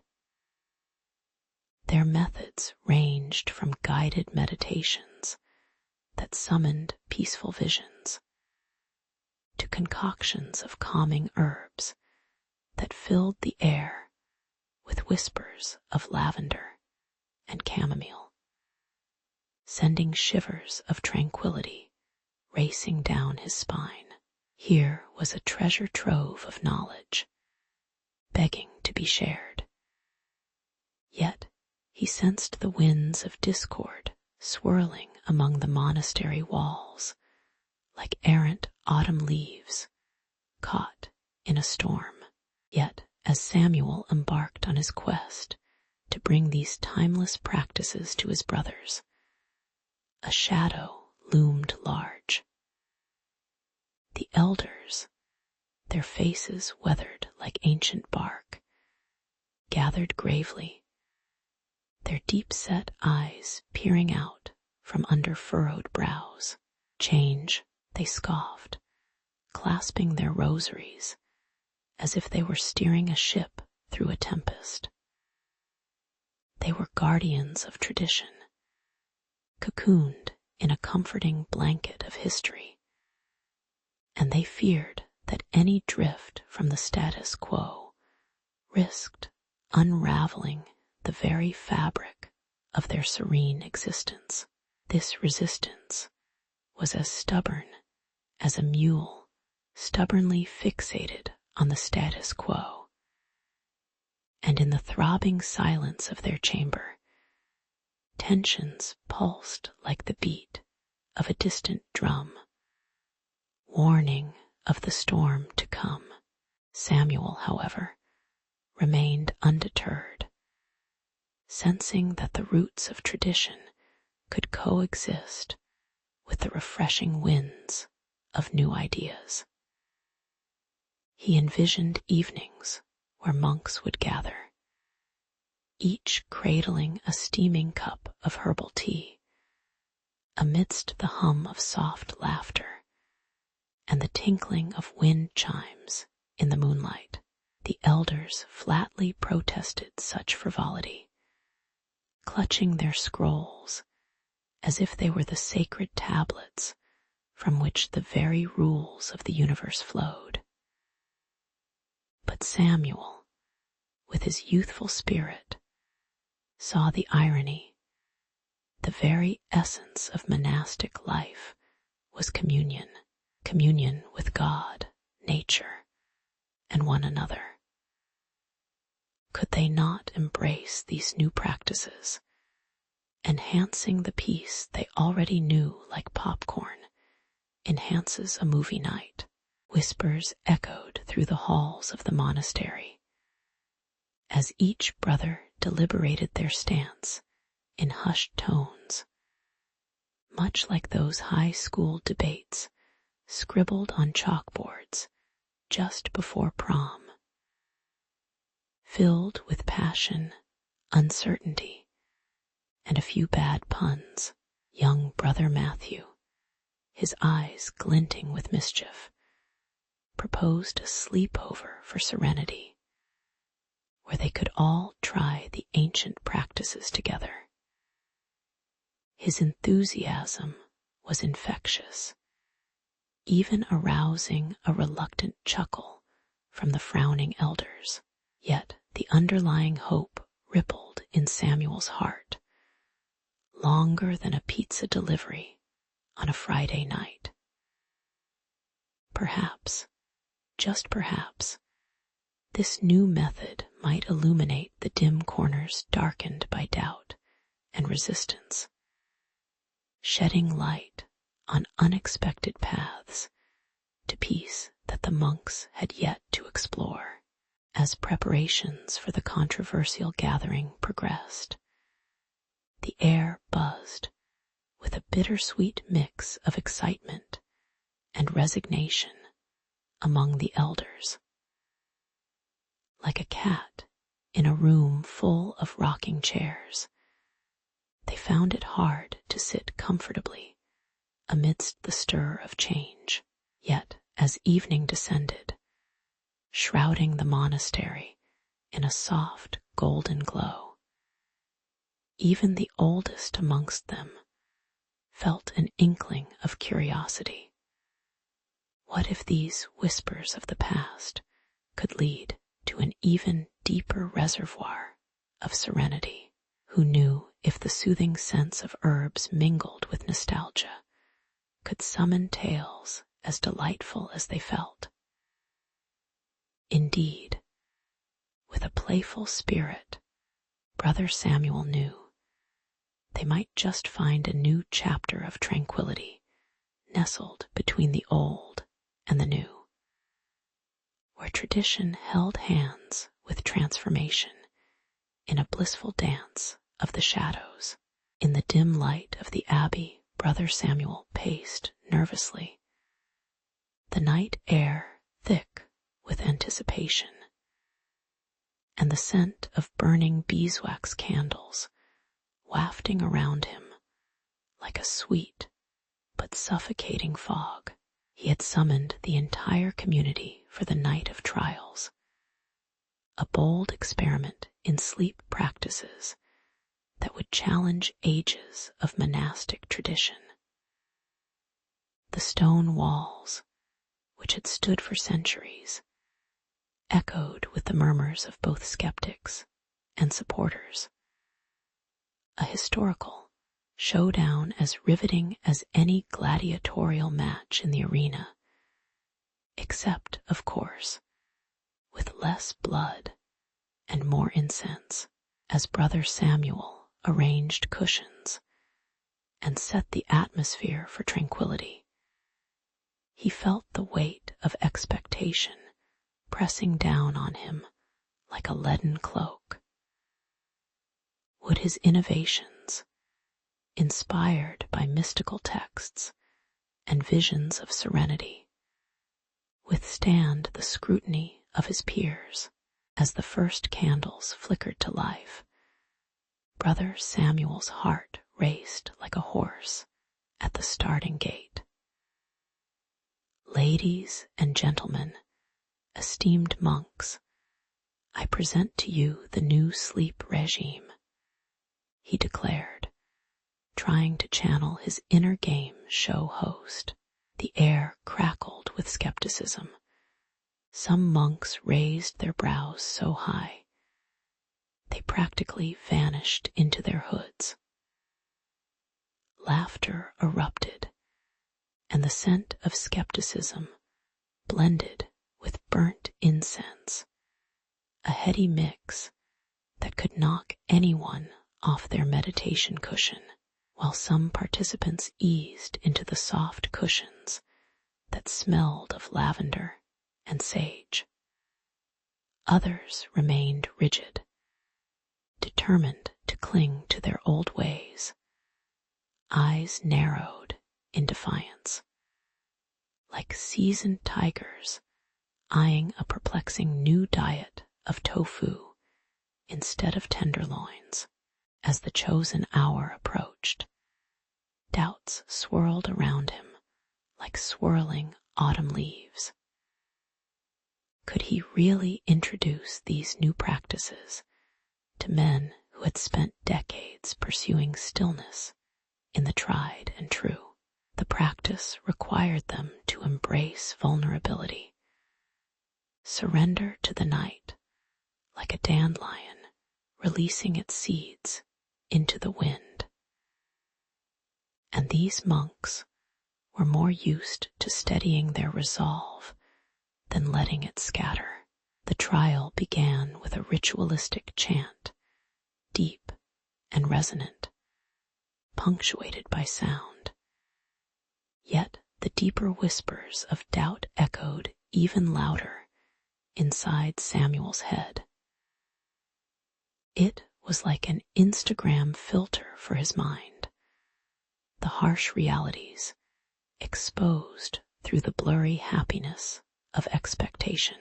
Was he losing himself in the process? Or was he simply realizing that his own dreams of serenity might just end hidden underneath the bed like a forgotten sock? The night thickened, shadows danced on the stone walls, and the air became charged with the tension of warriors preparing for battle. Etherium-tinged whispers filled the space as monks shared their struggle to adapt, revealing the comedy of their collective attempts to let go, while grasping onto their pillows like a lifeline. Some tried to embrace the new breathing techniques, only to end up hyperventilating. A veritable comedy of errors that would have drawn laughter from even the sternest of faces, had they not been wrapped so tightly in the guise of solemnity. Just as Samuel felt the last flicker of hope dimming, a flicker of a hesitant smile emerged from an unexpected corner. Brother Ignatius, renowned for his wisecracks and razor-sharp wit, broke the tension with a quip about the meditative joy of avoiding metaphorical traps. Laughter echoed through the chamber like a sudden burst of sunlight through storm clouds. As the night wore on, the monks discovered something remarkable amidst their trials, an echo of the very serenity Brother Samuel envisioned, bubbling quietly beneath the thick layer of doubt.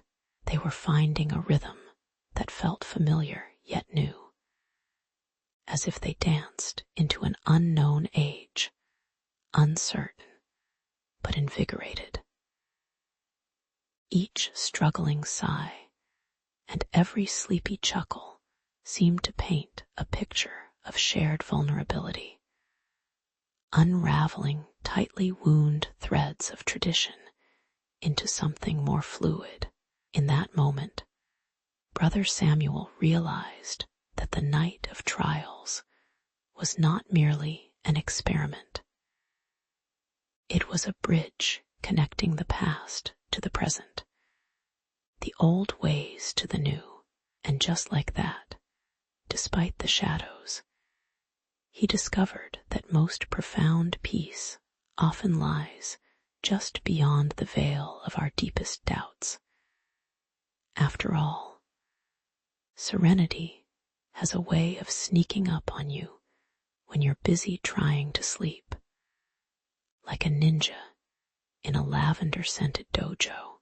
As dawn's first light tiptoed over the horizon, spilling golden hues across the chilly monastery courtyard, the air brimmed with a palpable tension.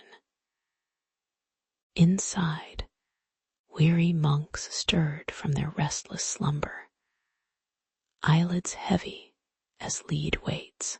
It was a cacophony of yawns, rattled chants, and the uncomfortable shuffle of sandals against the cold stone floor. They had endured nights filled with contemplative silence, punctuated only by the monstrous grumble of their stomachs, reminding them of the hearty porridge that awaited in the refectory. Laughter bubbled up like a spring, unexpected among men sworn to solemnity, as Brother Alfred quipped about his dream of flying over the vineyards like an unwitting superhero, his robes billowing behind him like a cape.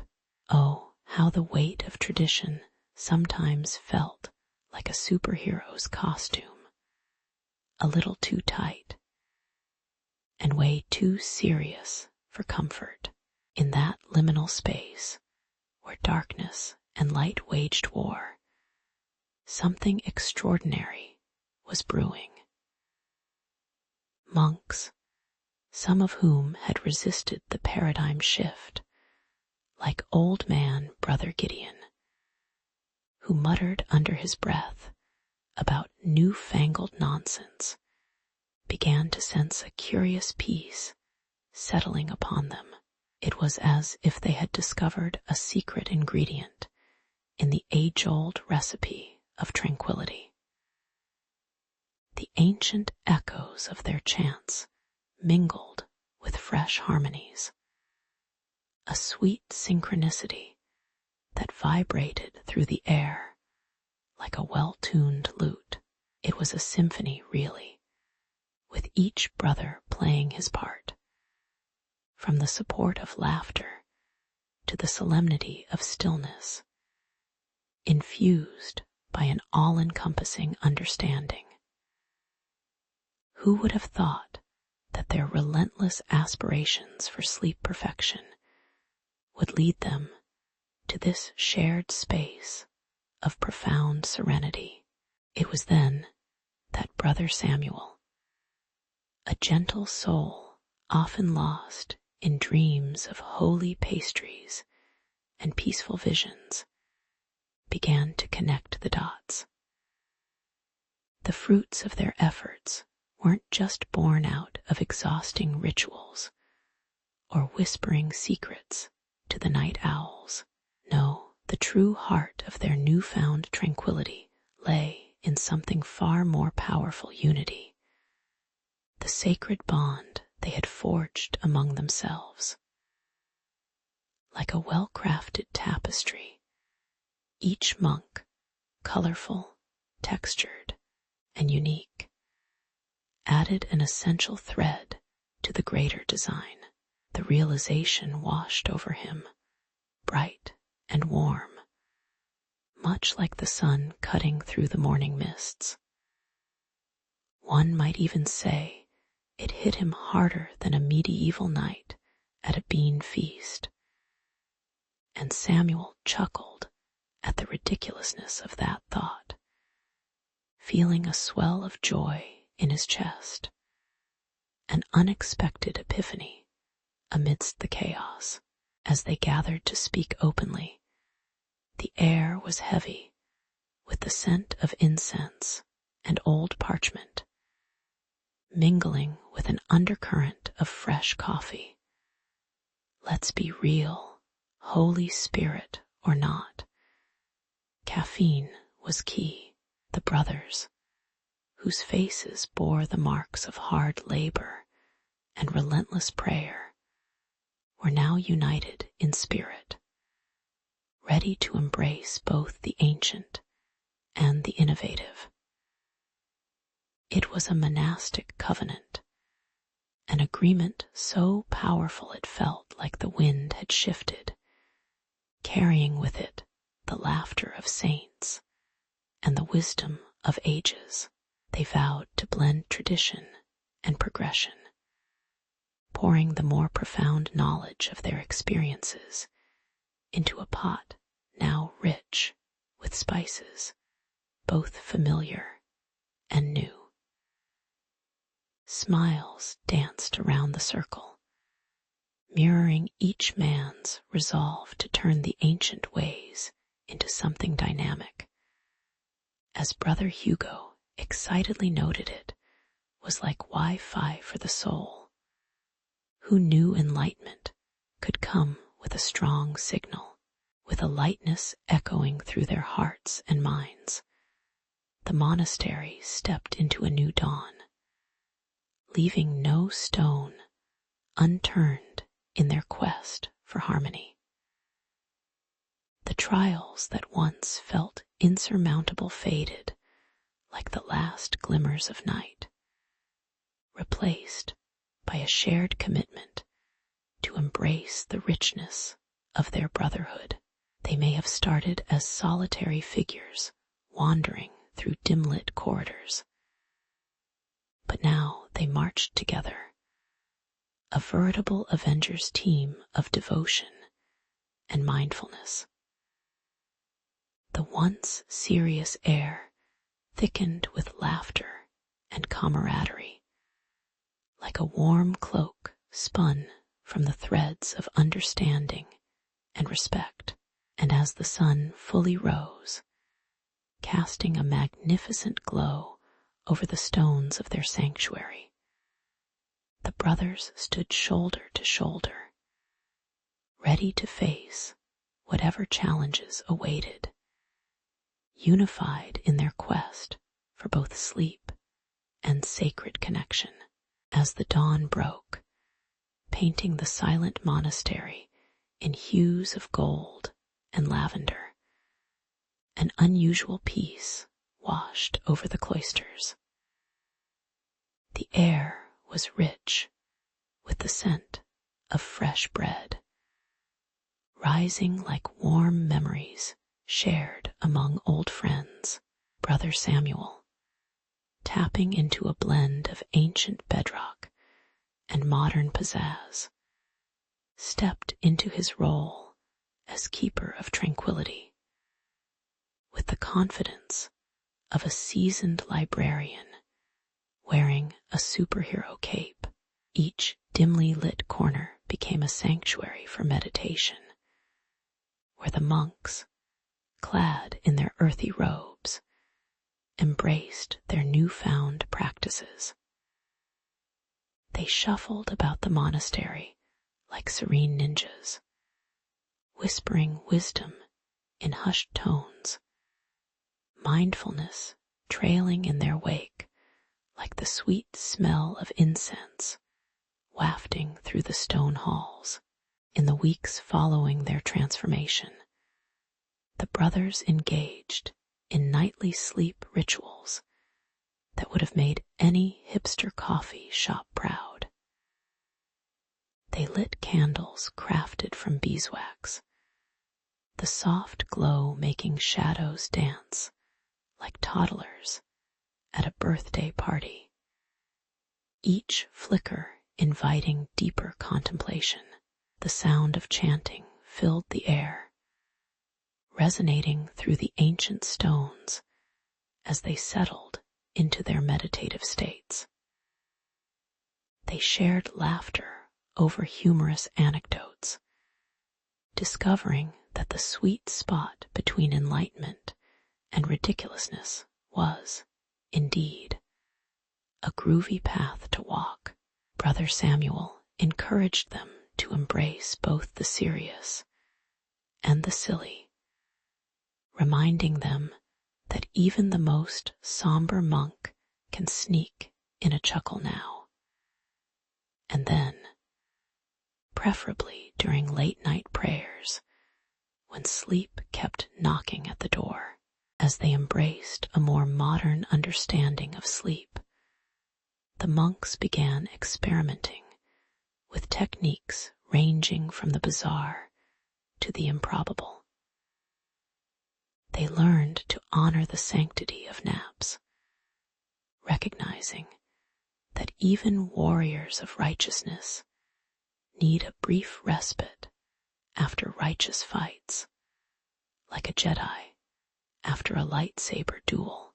One day, Brother Jacob suggested bringing in plush blankets, and suddenly the monastery became a sleepover paradise, filled with comfort pillows and perhaps a few too many snacks. They discovered that a shared giggle over a crumbs-laden muffin could lead to deeper bonds than any solemn prayer. Who knew that even amidst the stone and silence, the monks could concoct joy out of simple indulgences, like a spoonful of honey in their herbal tea. As they thrived in their new harmony, a camaraderie blossomed like the wildflowers outside their cloister walls, filling their spirits with joy. They formed a tight-knit community where conversations flowed like warm honey, sticky yet sweet. Brother Samuel often joked, "If we can survive plucking our own eyebrows under the flicker of a candle, surely we can face anything." The monastic shadows that once loomed large transformed into a canvas of collective sighs and shared dreams. It was as if the very walls exhaled liberation, echoing with stories of tranquility that intertwined their fates like a richly embroidered tapestry hanging on display. And so the monks journeyed on this harmonious path, their sanctuary echoing with the whispers of both past and present. They understood that the serendipity found within their shadows was not merely an end, but an ongoing saga of balance, nurture, and a touch of mischief. With Brother Samuel guiding them like Gandalf the Wise, they sought out new wisdom with the fervor of treasure hunters seeking the ultimate prize, peace. As night-time descended like a gentle blanket, the monks would huddle together, exchanging stories woven with threads of laughter and dreams. They had found serenity not just in the silence, but in the joyous ruckus that comes with being deeply, unapologetically human. In the heart of the tranquil village, where the fog rolled in like a soft blanket and the scent of cedar filled the air, lived a gentle storyteller named Alara. Her voice, as smooth as honey drizzling from the comb, wrapped around the townsfolk like a warm embrace on a chilly evening. Each child and elder alike gathered as the sun dipped below the horizon, eager for the enchantment that sparkled in her eyes. On this particular night, the leaves danced with whispers, a soft rustle echoing the secrets of the whispering woods, calling forth curiosity and imagination. As the moon cast silver beams through the branches above, Alara beckoned them closer, her face illuminated by the ghostly glow, and the anticipation in the air felt like static before a storm of stories. With a playful flick of her wrist, Alara invited her audience to silence their worries, telling them that tonight's tale was more than mere words. It was a soothing balm for restless hearts. The villagers leaned in, drawn by an unseen thread of magic that seemed to swirl around her like the sweet scent of wildflowers in spring. Imagine a world where troubles floated away with the fireflies, and laughter echoed louder than chattering crows. She began, her voice punctuated by the occasional crack of twigs beneath their feet, the woods alive with the night's soundtrack. With her enchanting presence, Alara painted a vivid landscape that came alive from her lips, each listener finding splashes of their own dreams within her fables, the gentle night air wrapping them in a cocoon of calm. Tonight's story was about a peculiar little gnome named Thistle, who, unlike his kin, had no desire for gold or glitter, but an insatiable yearning to collect the echoes of laughter that floated through the woods. His tiny home, a hollowed-out tree trunk lavishly decorated with moss and daisies, was filled with jars that captured the very essence of joy, each bubble shimmering like a tiny star. Alara's audience roared with laughter as she described Thistle's attempts to store sounds, recalling the time he accidentally trapped a bumblebee that buzzed like a grumpy tweet of a social media giant. The imaginations of the villagers ignited as they envisioned the chaos that ensued, each jar popping with glee, sending giggles spiraling into the night sky like fireworks at a festival, shimmering down upon them like confetti.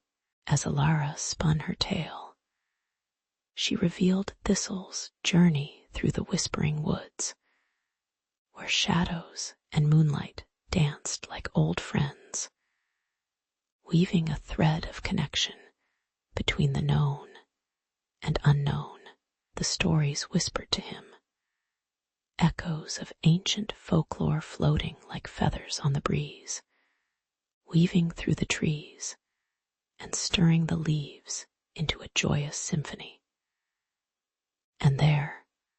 among the owls who provided sage advice, if owls are indeed wise, or just really good at math, Thistle learned the importance of sharing laughter rather than hoarding it for oneself, she declared, her eyes twinkling with mischief. The villagers nodded in agreement, realizing the deeper truth woven within the gnome's whimsical encounters, their hearts swelling as they embraced the notion that joy, when shared, blossomed into a garden of collective happiness that thrived long after the sun set. As the story wound to a close and the last echoes of laughter faded into the night, Alara gently reminded her audience, even in those darkest moments, remember the laughter you hold dear and let it guide you through the thickets of worry. The villagers, transported to their own realms of imagination, felt the warmth of connection wrapping around them like an old quilt, lovingly worn but still radiant with stories. The moonlight shimmered through the trees, filtering down like a gentle shower of stars, mingling with the lingering scent of pine and earth. With sleepy smiles and soft hearts, they departed, each clutching a piece of Thistle's magic, a reminder that in the depths of the whispering woods, their laughter would forever find a home, echoing through time as they drifted off into the embrace of slumber, one tale closer to their own dreams. Alara's voice danced through the air, warm and inviting like a sunbeam breaking through morning fog, as she began to weave the tale of the dreaming river. Picture a ribbon of silver flowing through a vibrant valley, where the water shimmered with the color of the dusk sky and sparkled with the laughter of children playing nearby.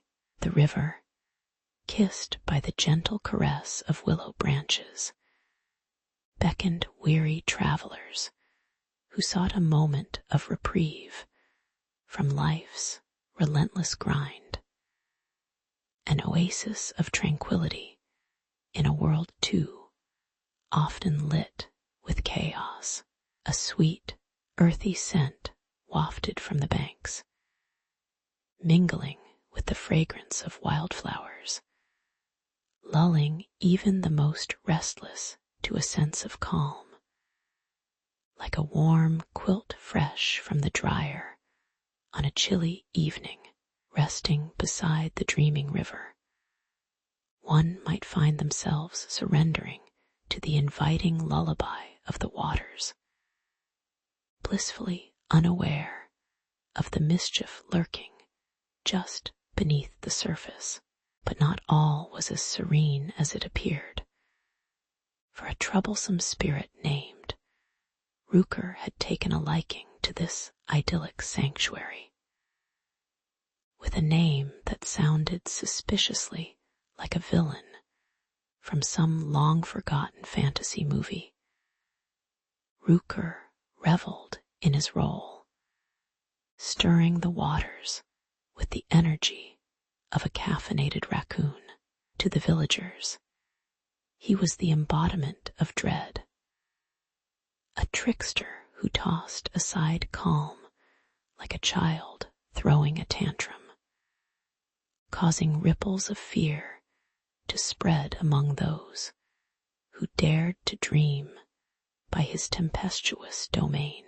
With every raucous splash and uninvited surge, Rooker created a chaotic dance that transformed the soothing flow into a wild, roaring beast, turning dreams into nightmares quicker than you could say.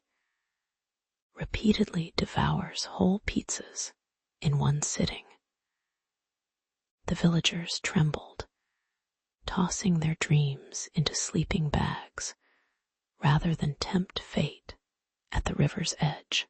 As word spread about Rooker's unpredictable antics, travelers began to approach the dreaming river with trepidation, clutching their blankets like shields, eyes darting for any sign of the pesky spirit. Can you imagine? Standing on the shore, heart pounding louder than a drum solo at a rock concert, as the once calm waters churned like a mad pot of stew. The very air thickened with uncertainty, a tension so palpable you could slice it with a knife, and the scent of wet earth turned to a bitter tang. Do you hear that? One traveler would whisper, "It's a growl, or maybe just my stomach after that strange stew back in town," as he cautiously stepped closer to the water. And yet, amidst the fear, the magic remained, as the river whispered sweet promises of dreams to come. If only one could gather the courage to sit beside its banks, amidst the chaos. Every now and then, a brave soul would venture forth, determined to conquer their fears like a hero in an epic fantasy quest. They would settle down with bated breath, entranced by the sultry serenade of the river, momentarily forgetting Rooker's shenanigans. With dreams of fantastical realms bubbling to the surface, the water would mirror their hopes, the gentle ripples reflecting visions as vivid as a Pixar movie. Just when the weight of the world seemed to lift, Rooker would swoop in like a dramatic plot twist, his laughter echoing across the waters, sending everyone tumbling back to reality with a splash. And there, breathing heavily, the dreamers would find themselves staring back at the river, teetering on the edge of temptation, caught in an unintended game of tag with the spirit. In time, the villagers learned to coexist with the dreaming river and its mischievous spirit, understanding that even the most chaotic waters could harbor a well of dreams. They perched themselves like eager birds on the riverside, armed with snacks and witty commentary, transformed from fearful mortals into seasoned veterans of the unpredictable. Rooker, reveling in his entertainment value, became less the frightening phantom and more the playful jester, trading fear for laughter as he splashed cheekily at the dreamer's feet. The river became a metaphor for life itself, shimmering with the beauty of dreams, while reminding everyone that a bit of chaos might just be the pixie dust needed to elevate the mundane. And so, side by side with Rooker, the villagers found peace in the madness, a reminder that in every fear lies the possibility of laughter, like finding your car keys in the refrigerator, surprising and oddly comforting. As the sun dipped below the horizon, casting a warm amber glow across the village, Alara gathered the townsfolk around the giant, knotty oak in the square. With a mischievous twinkle in her eye, she began to weave the tale of Rooker, a spirit both playful and treacherous, whose antics disrupted the tranquil waters of the dreaming river. The river, which had once mirrored the peaceful skies above, now bubbled and frothed with Rooker's laughter, sending shivers through the souls of those who dared approach its banks. Imagine that, a spirit playing tricks like a child who's had won too many sweets, she mused, making the villagers chuckle nervously, yet eagerly, as they drummed their fingers on their knees and leaned in closer to her every word. Alara painted a vivid picture of Rooker's challenges that transformed the gentle flow of the river into an indomitable force, splashing icy water onto unsuspecting passers-by and stirring up ghostly whispers that echoed like old-timey radio static. Each splash was a reminder of his power, as if the river itself had turned into a tempestuous beast.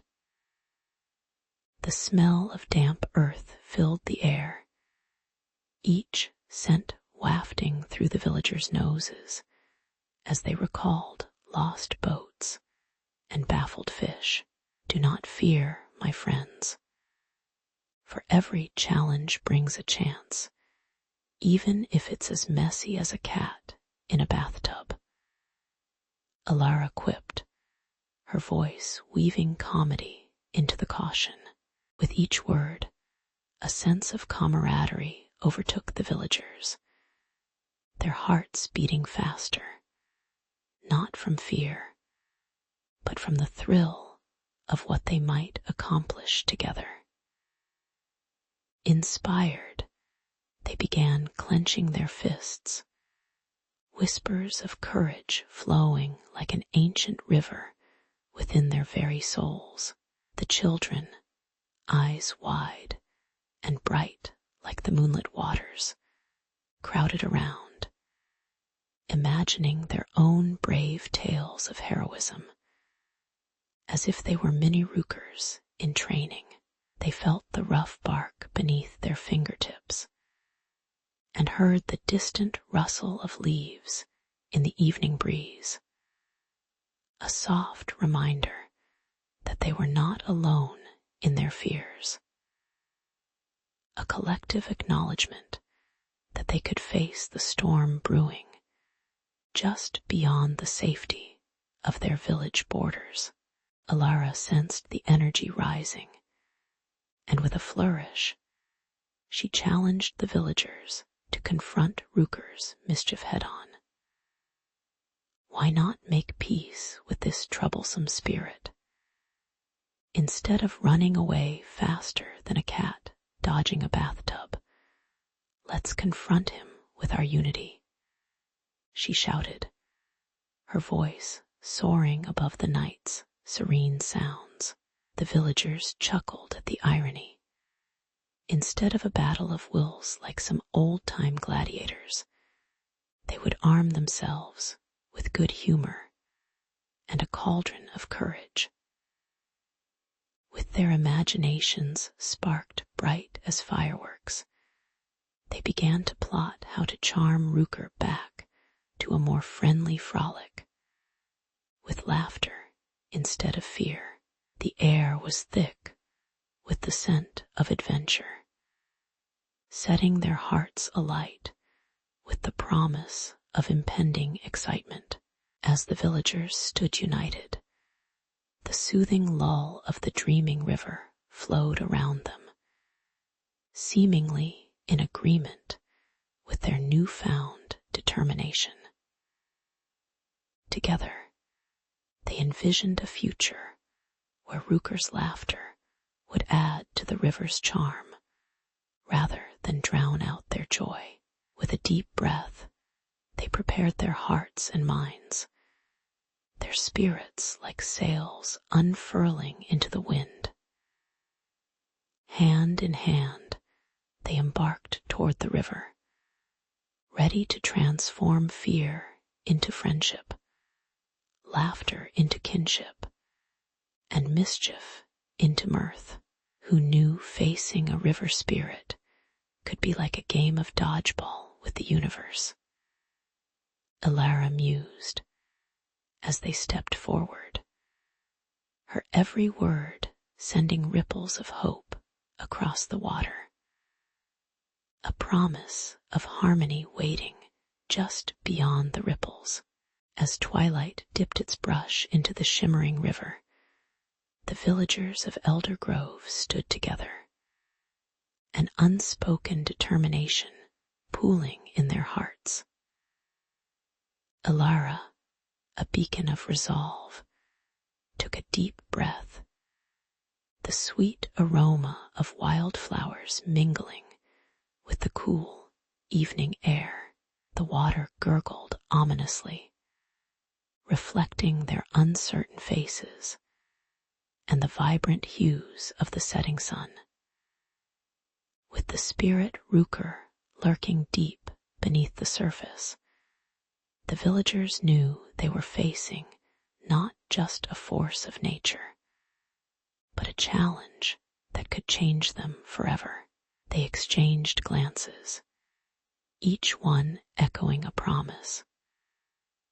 They wouldn't walk away from this fight without a story worth telling, perhaps one fit for a future Netflix series, complete with dragons and dark lords, if only they could find the spark within themselves first. As they inched closer to the bank, the echoes of their own dreams spilled forth like the warm honey from an ancient pot, sticky with hope. Elara was the first to speak, her voice steady, a calming balm against the river's tumultuous whispers. "What do we really dream of?" she asked, the question hanging in the air, thick as the scent of rain-soaked earth. One by one, the villagers began to share their aspirations, some ambitious, like building a bridge to a kingdom where no one fought over the last piece of pie, others simple, like having a good night's sleep unmarred by nightmares. With each word, the spirit Rooker listened, his watery heart flickering like a candle in a fierce wind. It felt, perhaps for the first time in an eternity, understood. As realizations dawned upon them, Rooker's presence shifted, the river stilled, transforming from a roiling beast into a gentle companion, shimmering under the moonlight. The once foreboding undercurrents mellowed, as if the spirit was shedding its burdens, leaving only shimmering scales of nostalgia for the villagers to witness. Laughter bubbled from their lips, a symphony of joy blending with the sound of cascading water, so much brighter than the somber drumming that had thrummed through the village for too long. It was an irony wrapped in a tale, that a spirit hardened by solitude could find solace in the presence of children and their whimsical aspirations, like discovering that your favorite superhero had a soft spot for puppy videos. The villagers began to dance, lifting their arms to the starry sky, even the chickens trying to join the rhythm in their humorous clucks.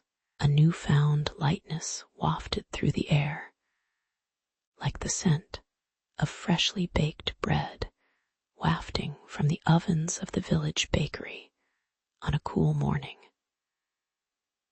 Elara watched as Rooker shifted, the water's surface shimmering as if filled with countless fireflies, illuminating the spirit's lonely visage. She stepped forward into the luminous glow, her heart racing as the reality hit her. Rooker was a reflection of their fears and hopes, woven together like the intricate patterns of a patchwork quilt made by a grandmother's loving hands.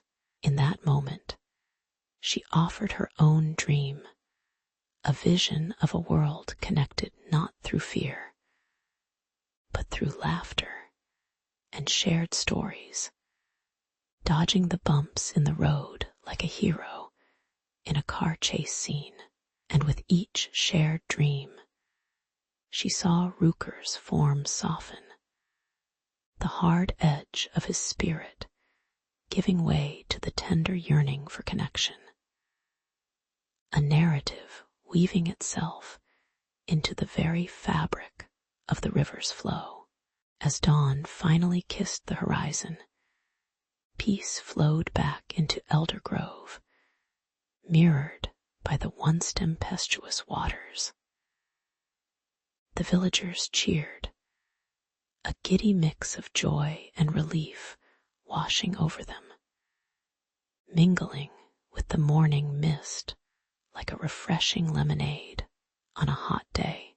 Rooker, with a smile like the first rays of sun breaking through a heavy cloud, bestowed calmness upon the village.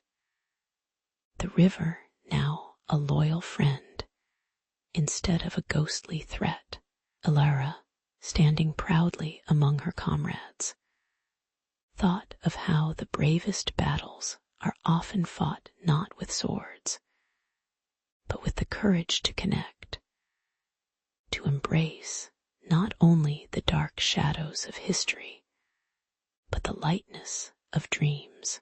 And as the first birds began to chirp their morning tunes, she couldn't help but chuckle at how a simple gathering turned into an epic showdown, complete with spooks, spirits, and stories that would echo for generations, to swirl like leaves in the autumn wind. In the heart of the village, where the sun glimmered like a golden coin tossed into the dreaming river, life throbbed with a renewed vigor. Elara perched on her favored moss-covered stump, her voice a gentle balm that drifted through the air like a warm breeze. The villagers gathered, wide-eyed and weary, their faces creased from daily toil, yet softened by expectation. Each word spilled from her lips like honey, rich and sweet, as she painted the story of peace, birthed anew from the whispers of the woodland spirits. Laughter echoed, intertwining with the rustling leaves, creating a symphony that urged weary souls to lay aside burdens too heavy for the fragile bonds of dreams. As Elara spun her tale, the aroma of wildflowers perfumed the evening air, mingling with the earthy scent of the recently revived riverbanks. The soft buzzing of insects harmonized with the gentle croaking of frogs, creating a serene backdrop for her words to dance upon. Children nestled against their parents, their small fingers clutching at soft fabrics, while the elders leaned in closer, eager to snatch fragments of wisdom from the air. With each soothing cadence, Alara's voice wound around them like the silken tendrils of mist that rolled over the waters, lapping softly at the edges of the shore. They could almost taste the salty spray of hope on their lips, a contrast to the heaviness of days gone by. each note infused with a promise of serenity. In her story, the villagers became the heroes of their own folklore, sailing bravely across the river of doubt and pulling the treasures of love and kindness from its depths. There was a wild irony to it all. Their greatest fears had transformed into their most radiant strengths, illuminating paths where shadows once loomed. Alara recounted with a twinkle in her eye how the villagers, much like the characters in a beloved tale, had banded together against unseen foes, only to find laughter at the absurdity of their own squabbles over who could bake the largest batch of honey cakes. They had learned that the sweetest victories often came with a side of giggles, the kind that sparkled like stars across the night sky. As she wrapped her story, they clapped, their hands vibrating like the earth after a good rain, fervent in their newfound unity. With every soul enchained to her narrative, Alara felt the weight of their joys and sorrows intertwine like branches in an old willow tree. The strength of the community enveloped them, embracing like an old woolen blanket, filled with the scent of wood smoke and nostalgia. Each villager bore a piece of Alara's gift, a promise that the lessons learned from their humble quarrels would follow them like shadows into the world of dreams. Some chuckled softly, imagining their dreams transformed into rollicking adventures, where even the most serious of grumpy goats could dance and break into spontaneous song. The distant chime of the village bell signaled dusk, and a confident tranquility wrapped around them tighter than a grandma's embellished Afghan, signaling that peace was not merely a fleeting visitor, but a newfound companion. As the stars began to twinkle, those tiny messengers from the cosmos, the villagers settled down, their hearts cradled in the whispers of Alara's words. The echoes of her soothing tale lingered in the air, wrapping around them like a gentle tide, urging them to embark on a journey within. With the dreaming river's gentle lapping at the banks, they drifted into peaceful slumber, their dreams mingling with the enchantments of the whispering woods. In this sacred space, the burdens of the past dissolved away, and thoughts flowed like the river, bright and clear, a serene current that tied their destinies. So, as the moon stood sentinel in the night sky, Alara's story carved its legacy into the very fabric of their spirits, a reminder that within the chaos of life, echoes of peace are always waiting to be heard.